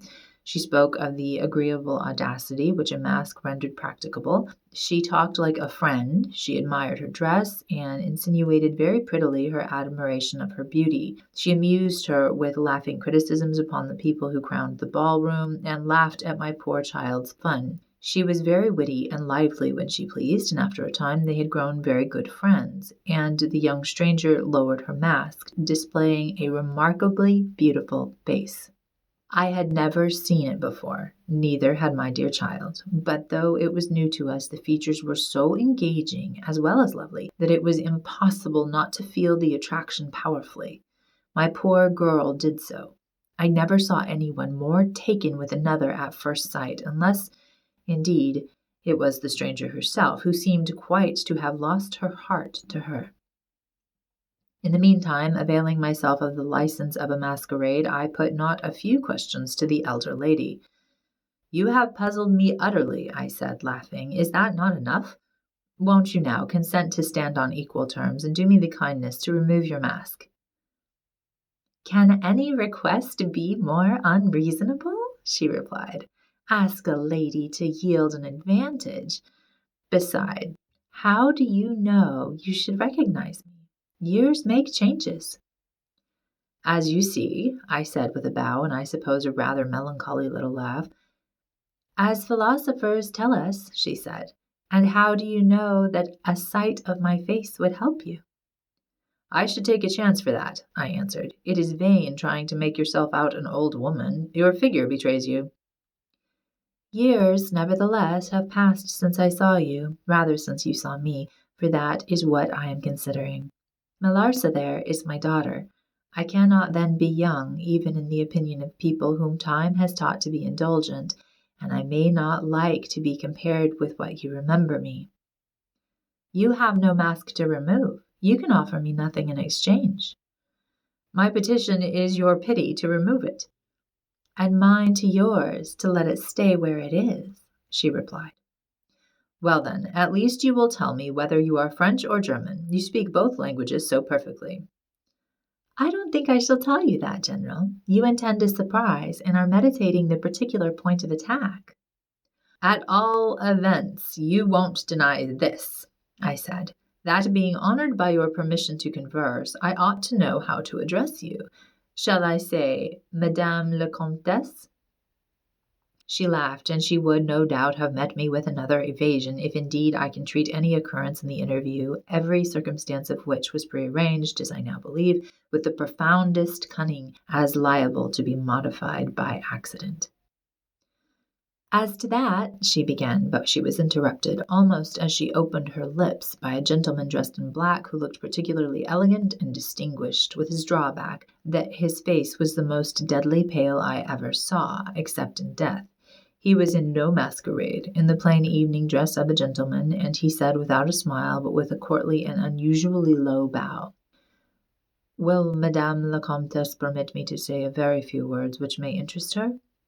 The lady turned quickly to him and touched her lip in token of silence, and then said to me, Keep my place for me, General. I shall return when I have said a few words. And with this injunction playfully given, she walked a little aside with the gentleman in black and talked for some minutes, apparently very earnestly. Then they walked away slowly together in the crowd, and I lost them for some minutes. I spent the interval in cudgelling my brains for a conjecture as to the identity of the lady who seemed to remember me so kindly, and I was thinking of turning about and joining in the conversation between my pretty ward and the Countess's daughter, and trying whether by the time she returned I might not have a surprise in store for her by having her name, title, chateau, and estate at my fingers' ends. But at this moment she returned, accompanied by the pale man in black, who said, I shall return and inform Madame la Comtesse when her carriage is at the door. He withdrew with a bow. Chapter 12. A Petition. Then we are to lose Madame la Comtesse, but I hope only for a few hours, I said with a low bow. It may be that only, or it may be a few weeks. It was very unlucky his speaking to me just now as he did. Do you now know me? I assured her I did not. You shall know me, she said, but not at present. We are older and better friends than perhaps you suspect. I cannot yet declare myself. I shall, in 3 weeks, pass your beautiful Schloss, about which I have been making enquiries. I shall then look in upon you for an hour or two, and renew a friendship which I never think of without 1,000 pleasant recollections. This moment a piece of news has reached me like a thunderbolt. I must set out now, and travel by a devious route, nearly 100 miles, with all the dispatch I can possibly make. My perplexities multiply. I am only deterred by the compulsory reserve I practice as to my name from making a very singular request of you. My poor child has not quite recovered her strength. Her horse fell with her at our hunt, which she had ridden out to witness. Her nerves have not yet recovered the shock, and our physician says that she must on no account exert herself for some time to come. We came here in consequence by very easy stages, hardly 6 leagues a day. I must now travel day and night, on a mission of life and death, a mission the critical and momentous nature of which I shall be able to explain to you when we meet, as I hope we shall, in a few weeks, without the necessity of any concealment." She went on to make her petition, and it was in the tone of a person from whom such a request amounted to conferring rather than seeking a favor.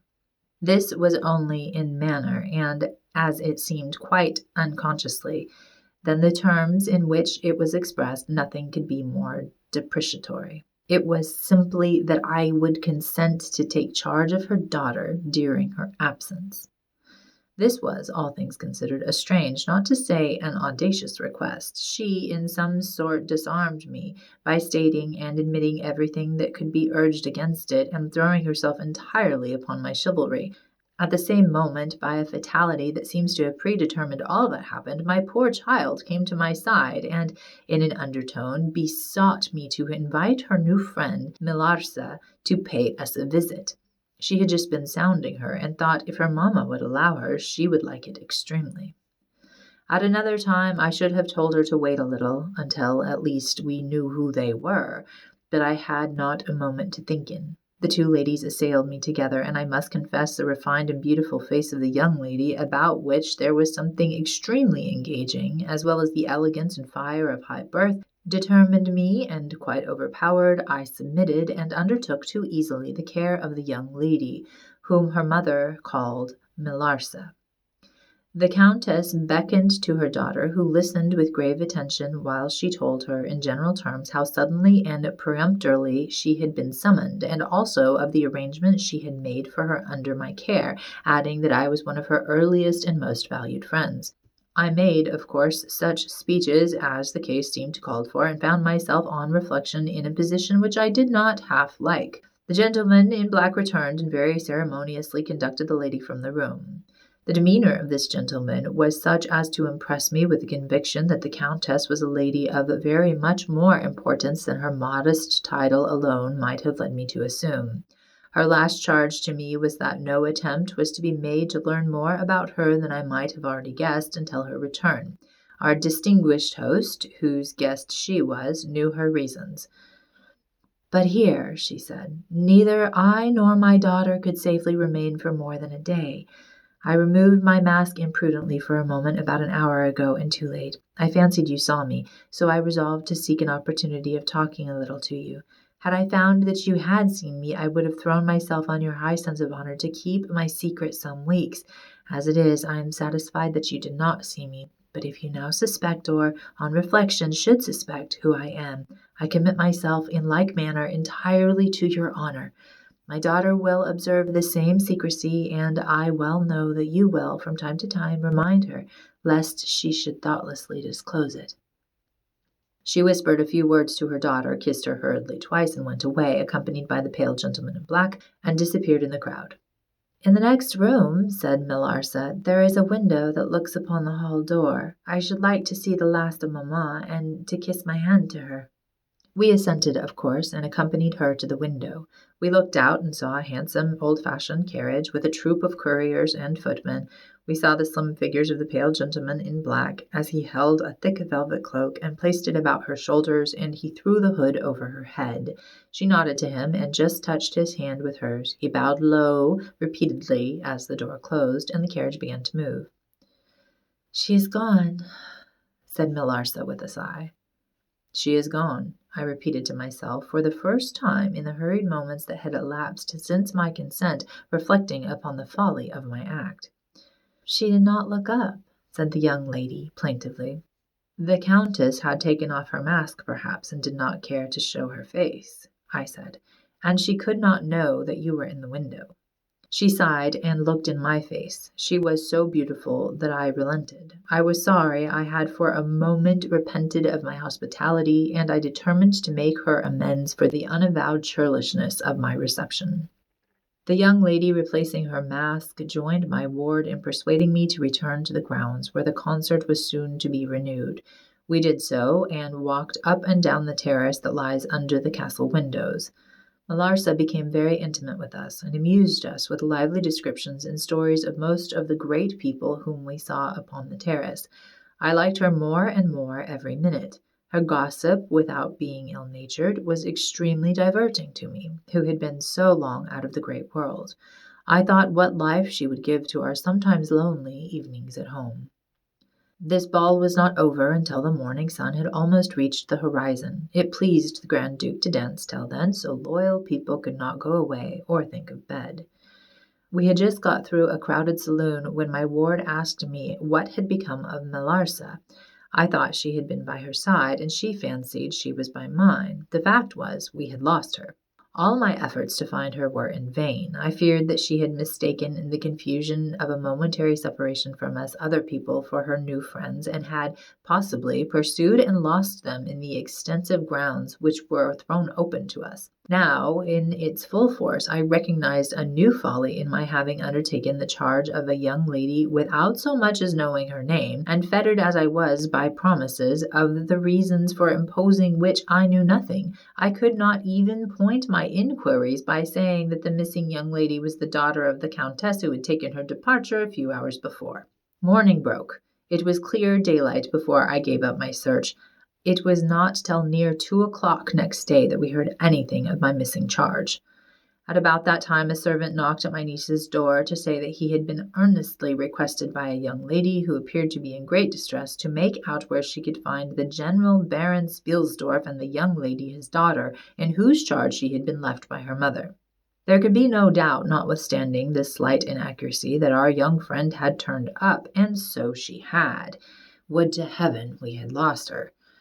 She told my poor child a story to account for her having failed to recover us for so long. Very late, she said, she had got to the housekeeper's bedroom in despair of finding us, and had then fallen into a deep sleep which, long as it was, had hardly sufficed to recruit her strength after the fatigues of the ball. That day Melarsa came home with us. I was only too happy, after all, to have secured so charming a companion for my dear girl. Chapter 13. The Woodman. There soon, however, appeared some drawbacks in the first place. Melarsa complained of extreme languor, the weakness that remained after her late illness, and she never emerged from her room till the afternoon was pretty far advanced. In the next place, it was accidentally discovered, although she always locked the door on the inside, and never disturbed the key from its place till she admitted the maid to assist her at toilette, that she was undoubtedly sometimes absent from her room in the very early morning, and at various times later in the day, before she wished it to be understood that she was stirring. She was repeatedly seen from the windows of the Schloss in the first faint grey of the morning, walking through the trees in an easterly direction, and looking like a person in a trance. This convinced me that she walked in her sleep, but this hypothesis did not solve the puzzle. How did she pass out from her room, leaving the door locked on the inside? How did she escape from the house without unbarring door or window? In the midst of my perplexities, an anxiety of a far more urgent kind presented itself. My dear child began to lose her looks and health, and that in a manner so mysterious and even horrible that I became thoroughly frightened. She was at first visited by appalling dreams, then, as she fancied, by a spectre, sometimes resembling Melarsa, sometimes in the shape of a beast, indistinctly seen walking round the foot of her bed from side to side. Lastly came sensations. One, not unpleasant but very peculiar, she said, resembled the flow of an icy stream against her breast. At a later time she felt something like a pair of large needles pierce her a little below the throat with a very sharp pain. A few nights after followed a gradual and convulsive sense of strangulation. Then came unconsciousness. I could hear distinctly every word the kind old general was saying, because by this time we were driving upon the short grass that spreads on either side of the road as you approach the roofless village which had not shown the smoke of a chimney for more than half a century. You may guess how strangely I felt as I heard my own symptoms so exactly described in those which had been experienced by the poor girl, who, for but the catastrophe which followed, would have been at that moment a visitor at my father's chateau. You may suppose also how I felt as I heard him detail habits and mysterious peculiarities which were in fact those of our beautiful guest Carmilla.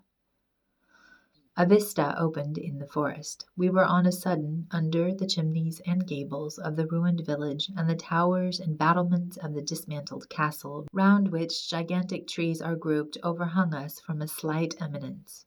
In a frightened dream I got down from the carriage, and in silence, for we had each abundant matter for thinking, we soon mounted the ascent and were among the spacious chambers, winding stairs, and dark corridors of the castle. "And this was once the palatial residence of the Karnsteins," said the general at length, as from a great window he looked out across the village and saw the wide, undulating expanse of forest. "It was a bad family, and here its blood-stained annals were written," he continued. "It is hard that they should, after death, continue to plague the human race with their atrocious lusts. That is the chapel of the Karnsteins down there." He pointed down to the grey walls of the Gothic building, partly visible through the foliage, a little way down the steep. "And I hear the axe of a woodman," he added, "busy among the trees that surround it. He possibly may give us the information of which I am in search, and point out the grave of Mersala, Countess of Karnstein. These rustics preserve the local traditions of great families whose stories die out among the rich and titled so soon as the families themselves become extinct. We have a portrait at home of Mersala, the Countess Karnstein. Should you like to see it?" asked my father. "Time enough, dear friend," replied the general. "I believe that I have seen the original, and one motive which has led me to you earlier than I at first intended was to explore the chapel which we are now approaching." "What? See the Countess Mersala?" exclaimed my father. "Why, she has been dead more than a century." "Not so dead as you fancy, I am told," answered the general. "I confess, General, you puzzle me utterly," replied my father, looking at him.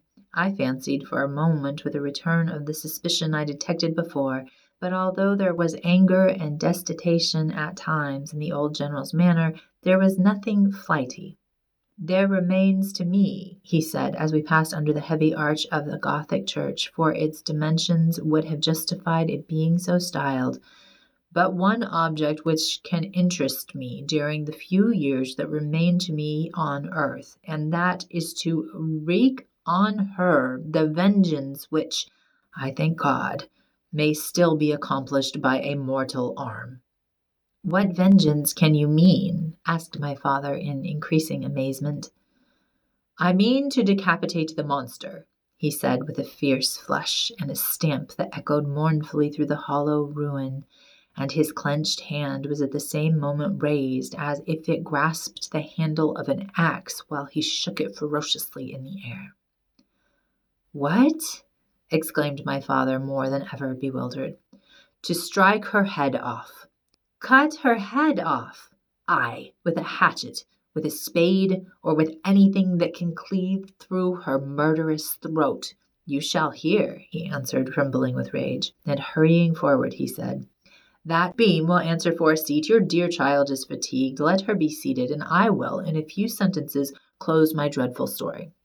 The square block of wood which lay on the grass-grown pavement of the chapel formed a bench on which I was very glad to seat myself, and in the meantime the general called to the woodman, who had been removing some boughs which leaned upon the old walls, and, axe in hand, the hardy old fellow stood before us. He could not tell us anything of these monuments, but there was an old man, he said, a ranger of this forest, at presently sojourning in the house of the priest about 2 miles away, who could point out every monument of the old Karnstein family, and, for a trifle, he undertook to bring him back with him, if we would lend him one of our horses, in little more than half an hour. "Have you been long employed about this forest?" asked my father of the old man. "I have been a woodman here," he answered, in his patios, "under the forester all my days. So has my father before me, and so on, as many generations as I can count up. I could show you the very house in the village here in which my ancestors lived." "How came the village to be deserted?" asked the general. "It was troubled by revenants, sir. Several were tracked to their graves, there detected by the usual tests, and extinguished in the usual way by decapitation, by the stake, and by burning, but not until many of the villagers were killed." But after all these proceedings, according to the law," he continued, "so many graves opened, and so many vampires deprived of their horrible animation, the village was not relieved. But a Moravian nobleman who happened to be travelling this way heard how matters were, and being skilled, as many people are in this country, in such affairs, he offered to deliver the village from its tormentor. He did so thus. There being a bright moon that night, he ascended shortly after sunset the towers of the chapel here, from whence he could distinctly see the churchyard beneath him. You can see it from that window. From this point he watched until he saw the vampire come out of his grave and place near it the linen clothes in which he had been folded, and then glide away towards the village to plague its inhabitants. The stranger, having seen this, came down from the steeple, took the linen wrappings of the vampire, and carried them up to the top of the tower, which he again mounted. When the vampire returned from his prowlings and missed his clothes, he cried furiously to the Moravian, whom he saw at the summit of the tower, and who, in reply, beckoned him to ascend and take them. Whereupon the vampire, ascending his invitation, began to climb the steeple, and so soon as he had reached the battlement, the Moravian, with a stroke of his sword, clove his skull in twain, hurling him down to the churchyard, whither, descending by the winding stairs, the stranger followed and cut his head off, and next day delivered it and the body to the villagers, who duly impaled and burnt them. This Moravian nobleman had authority from the then head of the family to remove the tomb of Mersala, Countess Karnstein, which he did effectually, so that in a little while its site was quite forgotten. "Can you point out where it stood?" asked the general eagerly. The forester shook his head and smiled. "Not a soul living could tell you that now," he said. "Besides, they say her body was removed, but no one is sure of that either." Having thus spoken, as time pressed, he dropped his axe and departed, leaving us to hear the remainder of the general's strange story. Chapter 14. The Meeting. "My beloved child," he resumed, "was now growing rapidly worse. The physician who attended her had failed to produce the slightest impression on her disease, for such I then supposed it to be. He saw my alarm and suggested a consultation. I called in an abler physician from Gratz. Several days elapsed before he arrived. He was a good and pious as well as a learned man. Having seen my poor ward together, they withdrew to my library to confer and discuss. I, from the adjoining room, where I awaited their summons, heard these two gentlemen's voices raised in something sharper than a strictly philosophical discussion. I knocked at the door and entered. I found the old physician from Gratz maintaining his theory. His rival was combating it with undisguised ridicule, accompanied with bursts of laughter. This unseemly manifestation subsided, and the altercation ended on my entrance. "Sir," said my first physician, "my learned brother seems to think that you want a conjurer and not a doctor." "Pardon me," said the old physician from Gratz, looking displeased. "I shall state my own view of the case in my own way another time. I grieve, Monsieur le Général, that by my skill and science I can be of no use. Before I go, I shall do myself the honor to suggest something to you." He seemed thoughtful, and sat down at a table and began to write. Profoundly disappointed, I made my bow, and as I turned to go, the other doctor pointed over his shoulder to his companion who was writing, and then, with a shrug, significantly touched his forehead. This consultation, then, left me precisely where I was. I walked out into the grounds, all but distracted. The doctor from Gantz in 10 or 15 minutes overtook me. He apologized for having followed me, but said that he could not conscientiously take his leave without a few words more.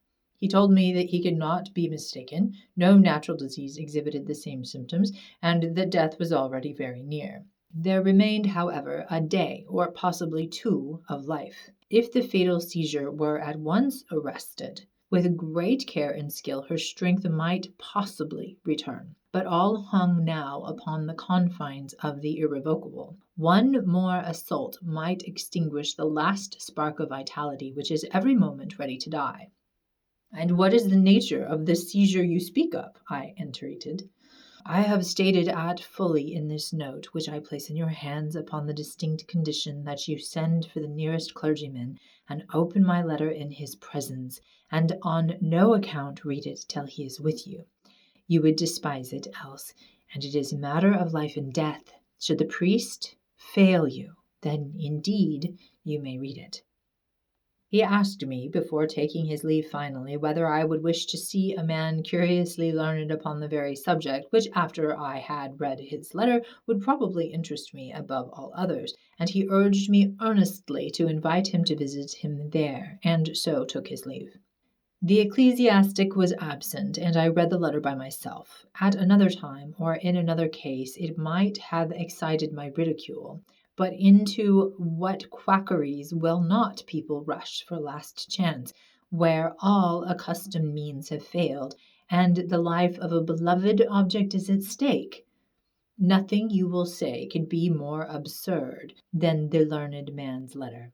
It was monstrous enough to have consigned him to a madhouse. He said that the patient was suffering from the visits of a vampire.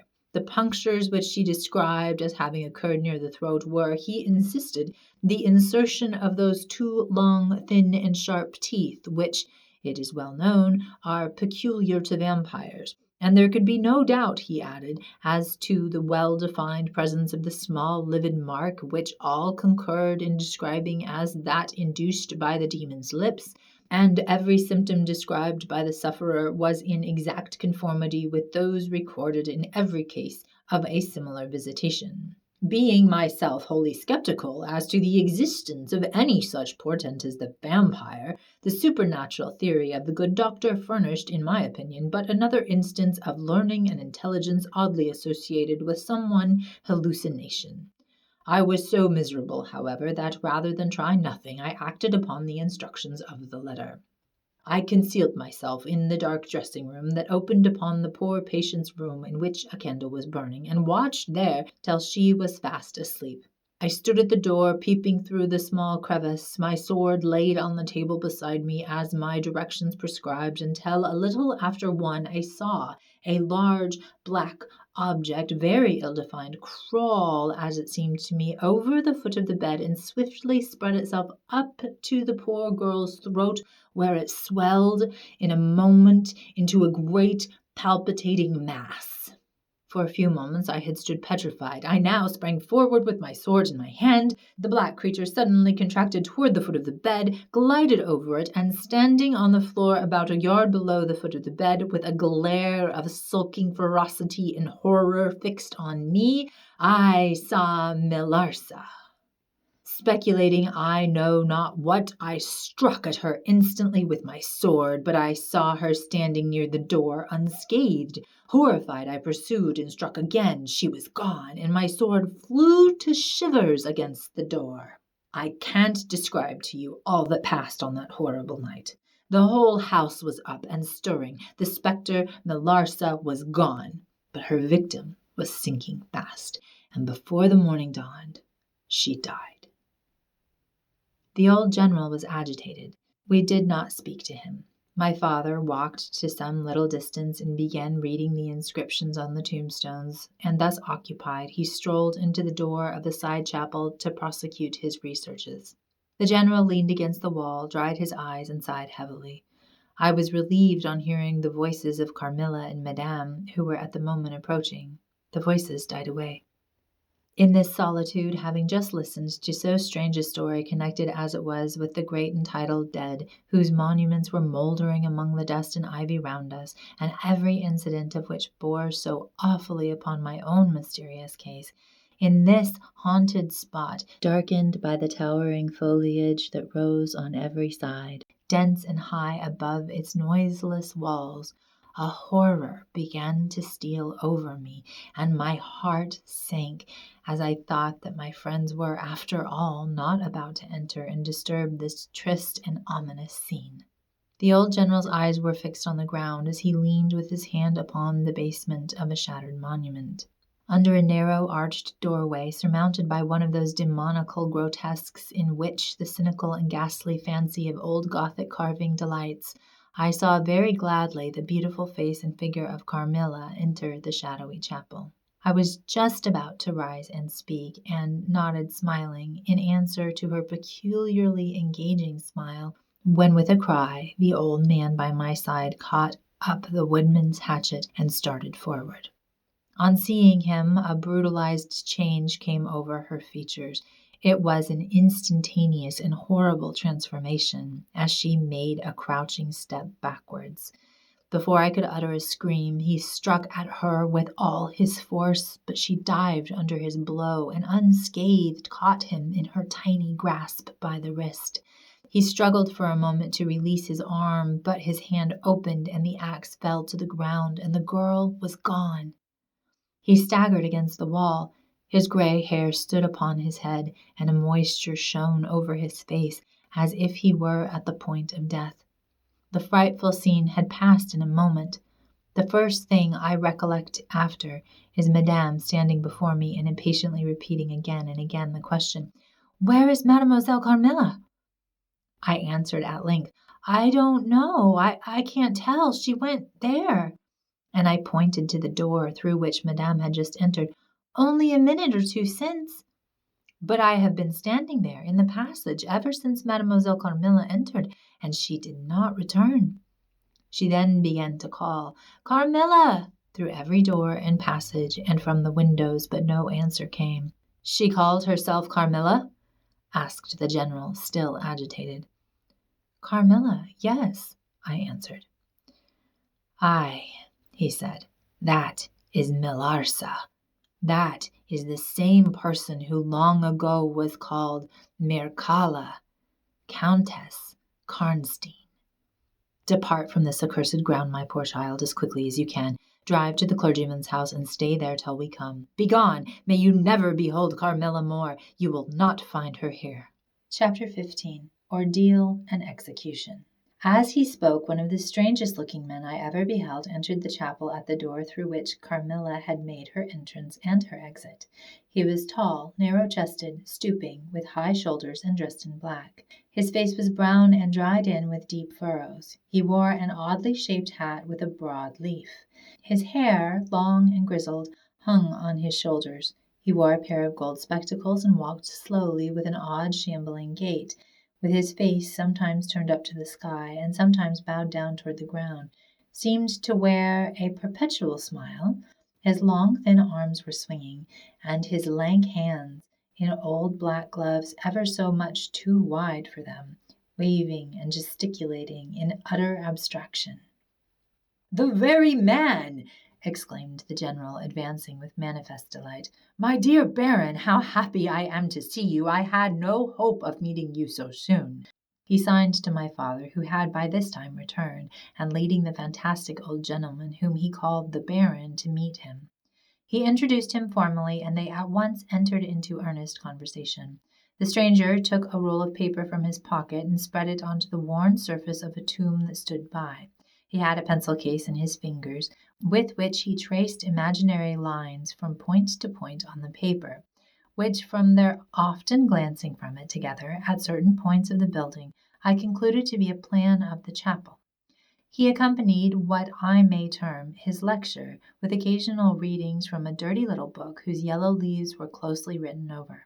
They sauntered together down the side aisle, opposite to the spot where I was standing, conversing as they went, and they began measuring distances by paces, and finally they all stood together facing a piece of the side wall, which they began to examine with great minuteness, pulling off the ivy that clung over it, and rapping the plaster with the ends of their sticks, scraping here and knocking there. At length they ascertained the existence of a broad marble tablet with letters carved in relief upon it. With the assistance of the woodman, who soon returned, a monumental inscription and carved escutcheon were disclosed. They proved to be those of the long-lost monument of Mircalla, Countess Karnstein, raised his hands and eyes to heaven in mute thanksgiving for some moments. "Tomorrow," I heard him say, "the commissioner will be here and the inquisition will be held according to law." Then, turning to the old man with the gold spectacles whom I have described, he shook him warmly by both hands and said, "Baron, how can I thank you? How can we all thank you? You will have delivered this region from a plague that has scourged its inhabitants for more than a century. The horrible enemy, thank God, is at last tracked." My father led the stranger aside, and the general followed. I know that he had led them out of hearing, that he might relate my case, and I saw them glance often quickly at me as the discussion proceeded. My father came to me, kissed me again and again, and leading me from the chapel said, "It is time to return, but before we go home, we must add to our party the good priest who lives but a little way from this, and persuade him to accompany us to the Schloss." In this quest we were successful, and I was glad, being unspeakably fatigued when we reached home. But my satisfaction was changed to dismay on discovering that there were no tidings of Carmilla. Of the scene that had occurred in the ruined chapel, no explanation was offered to me, and it was clear that it was a secret which my father for the present determined to keep from me. The sinister absence of Carmilla made the remembrance of the scene more horrible to me. The arrangements for the night were singular. 2 servants and Madame were to sit up in my room that night, and the ecclesiastic with my father kept watch in the adjoining dressing-room. The priest had performed certain solemn rites that night, the purport of which I did not understand any more than I comprehended the reason of this extraordinary precaution taken for my safety during sleep. I saw all clearly a few days later. The disappearance of Carmilla was followed by the discontinuance of my nightly sufferings. You have heard, no doubt, of the appalling superstition that prevails in Upper and Lower Styria, in Moravia, Silesia, in Turkish Serbia, in Poland, even in Russia, the superstition, so we must call it, of the vampire. If human testimony, taken with every care and solemnity judicially before commissions innumerable, each consisting of many members, all chosen for integrity and intelligence, and constituting reports more voluminous perhaps than exist upon any one other class of cases, is worth anything, it is difficult to deny or even to doubt the existence of such a phenomenon as the vampire. For my part, I have heard no theory by which to explain what I myself have witnessed and experienced, other than that supplied by the ancient and well-attested belief of this country. The next day the formal proceedings took place in the chapel of Karnstein. The grave of the Countess Marsala was opened, and the general and my father recognized each his perfidious and beautiful guest in the face now disclosed to view. The features, though 150 years had passed since her funeral, were tinted with the warmth of life. Her eyes were open. No cadaverous smell exhaled from the coffin. The 2 medical men, one officially present, the other on the part of the promoter of the inquiry, attested the marvelous fact that there was a faint but appreciable respiration, and the corresponding action of the heart. The limbs were perfectly flexible, the flesh elastic, and the leaden coffin floated with blood, in which, to a depth of 7 inches, the body lay immersed. Here, then, were all the admitted signs and proofs of vampirism. The body, therefore, in accordance with the ancient practice, was raised, and a sharp stake driven through the heart of the vampire, who uttered a piercing shriek at the moment, in all respects such as might escape from a living person in the last agony. Then the head was struck off, and a torrent of blood flowed from the severed neck. The body and head was next placed on a pile of wood and reduced to ashes, which were thrown upon the river and borne away, and that territory has never since been plagued by the visits of a vampire. My father has a copy of the report of the Imperial Commission, with the signatures of all who were present at these proceedings, attached in verification of the statement. It is from this official paper that I have summarized my account of this last shocking scene. Chapter 16. Conclusion. I wrote all this, you suppose, with composure, but far from it. I cannot think of it without agitation. Nothing but your earnest desire so repeatedly expressed could have induced me to sit down to a task that has unstrung my nerves for months to come, and reintroduce a shadow of the unspeakable horror which years after my deliverance continued to make my days and nights dreadful and solitude insupportably terrific. Let me add a word or two about the quaint Baron Vordenburg, to whose curious lore we were indebted for the discovery of the Countess Mersala's grave. He had taken up his abode in Gratz, where, living upon a mere pittance, which was all that remained to him of the once princely estates of his family in Upper Styria, he devoted himself to the minute and laborious investigation of the marvelously authenticated tradition of vampirism. He had at his fingers' ends all the great and little works upon the subject. Magia Posthuma, Phlegon de Mirabilibus, Augustinus de Cura por Mortuis, Philosophicae et Christianae Cogitationies de Vampiris, by John Christopher Herenberg, and 1,000 others, among which I remember only a few of those which he lent to my father. He had a voluminous digest of all the judicial cases, from which he had extracted a system of principles that appear to govern, some always and others occasionally only, the condition of the vampire. I may mention in passing that the deadly pallor attributed to that sort of revenants is a mere melodramatic fiction. They present in the grave, and when they show themselves in human society, the appearance of healthy life.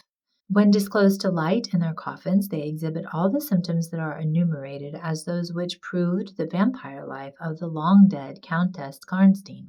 How they escape from their graves and return to them for certain hours every day without displacing the clay or leaving any trace of disturbance in the state of the coffin or the cerements has always been admitted to be utterly inexplicable.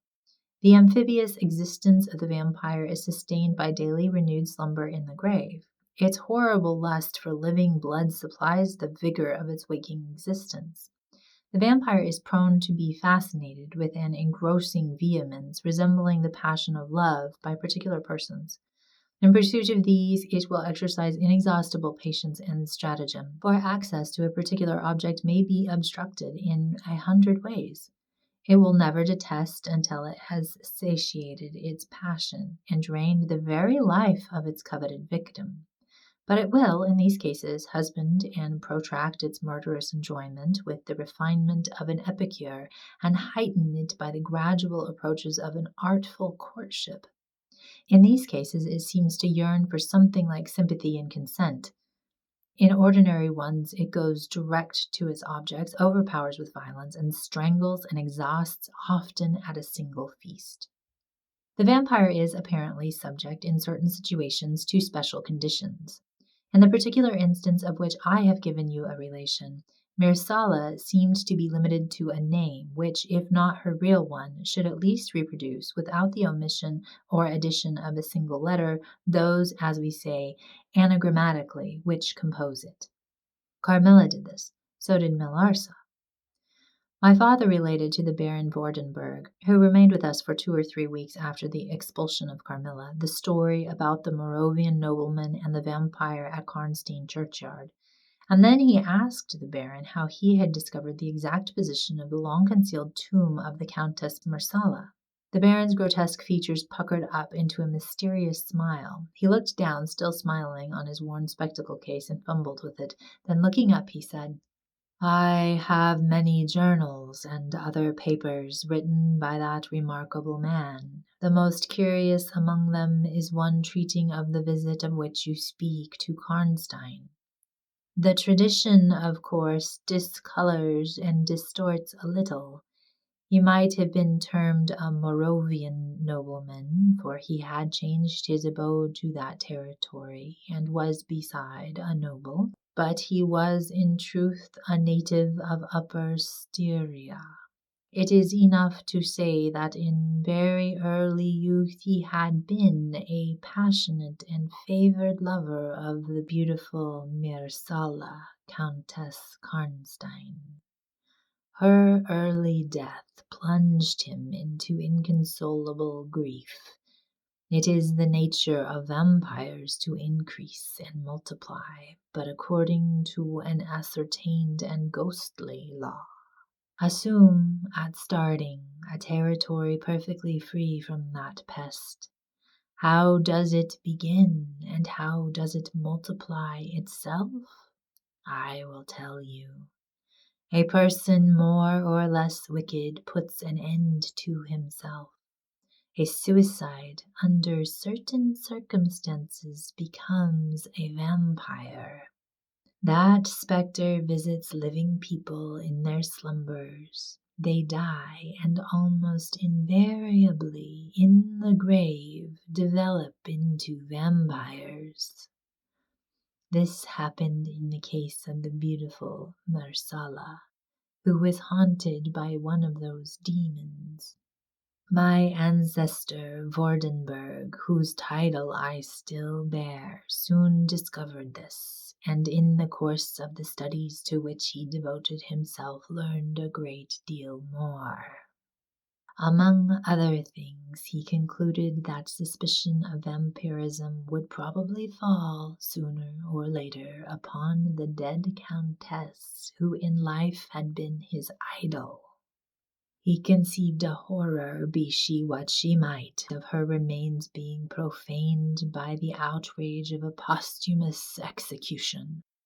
He has left a curious paper to prove that the vampire, on its expulsion from its amphibious existence, is projected into a far more horrible life, and he resolved to save his once beloved Mersala from this.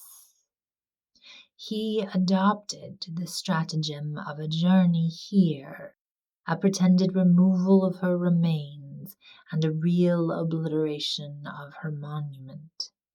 When age had stolen upon him, and from the veil of years he looked back on the scenes he was leaving, he considered in a different spirit what he had done, and a horror took possession of him.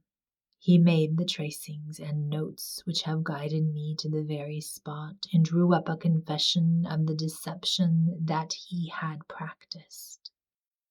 If he had intended any further action in this matter, death prevented him, and the hand of a remote descendant has, too late for many, directed the pursuit of the lair of the beast.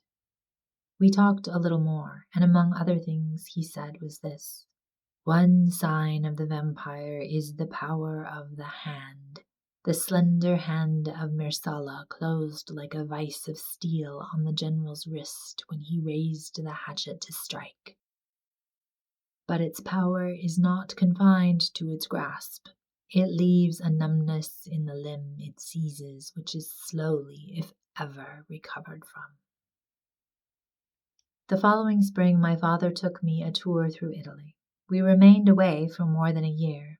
It was long before the terror of recent events subsided, and to this hour the image of Carmilla returns to memory with ambiguous alternations. Sometimes the playful, languid, beautiful girl, sometimes the writhing fiend I saw in the ruined church, and often from a reverie I have started, fancying I heard the light step of Carmilla at the drawing-room door.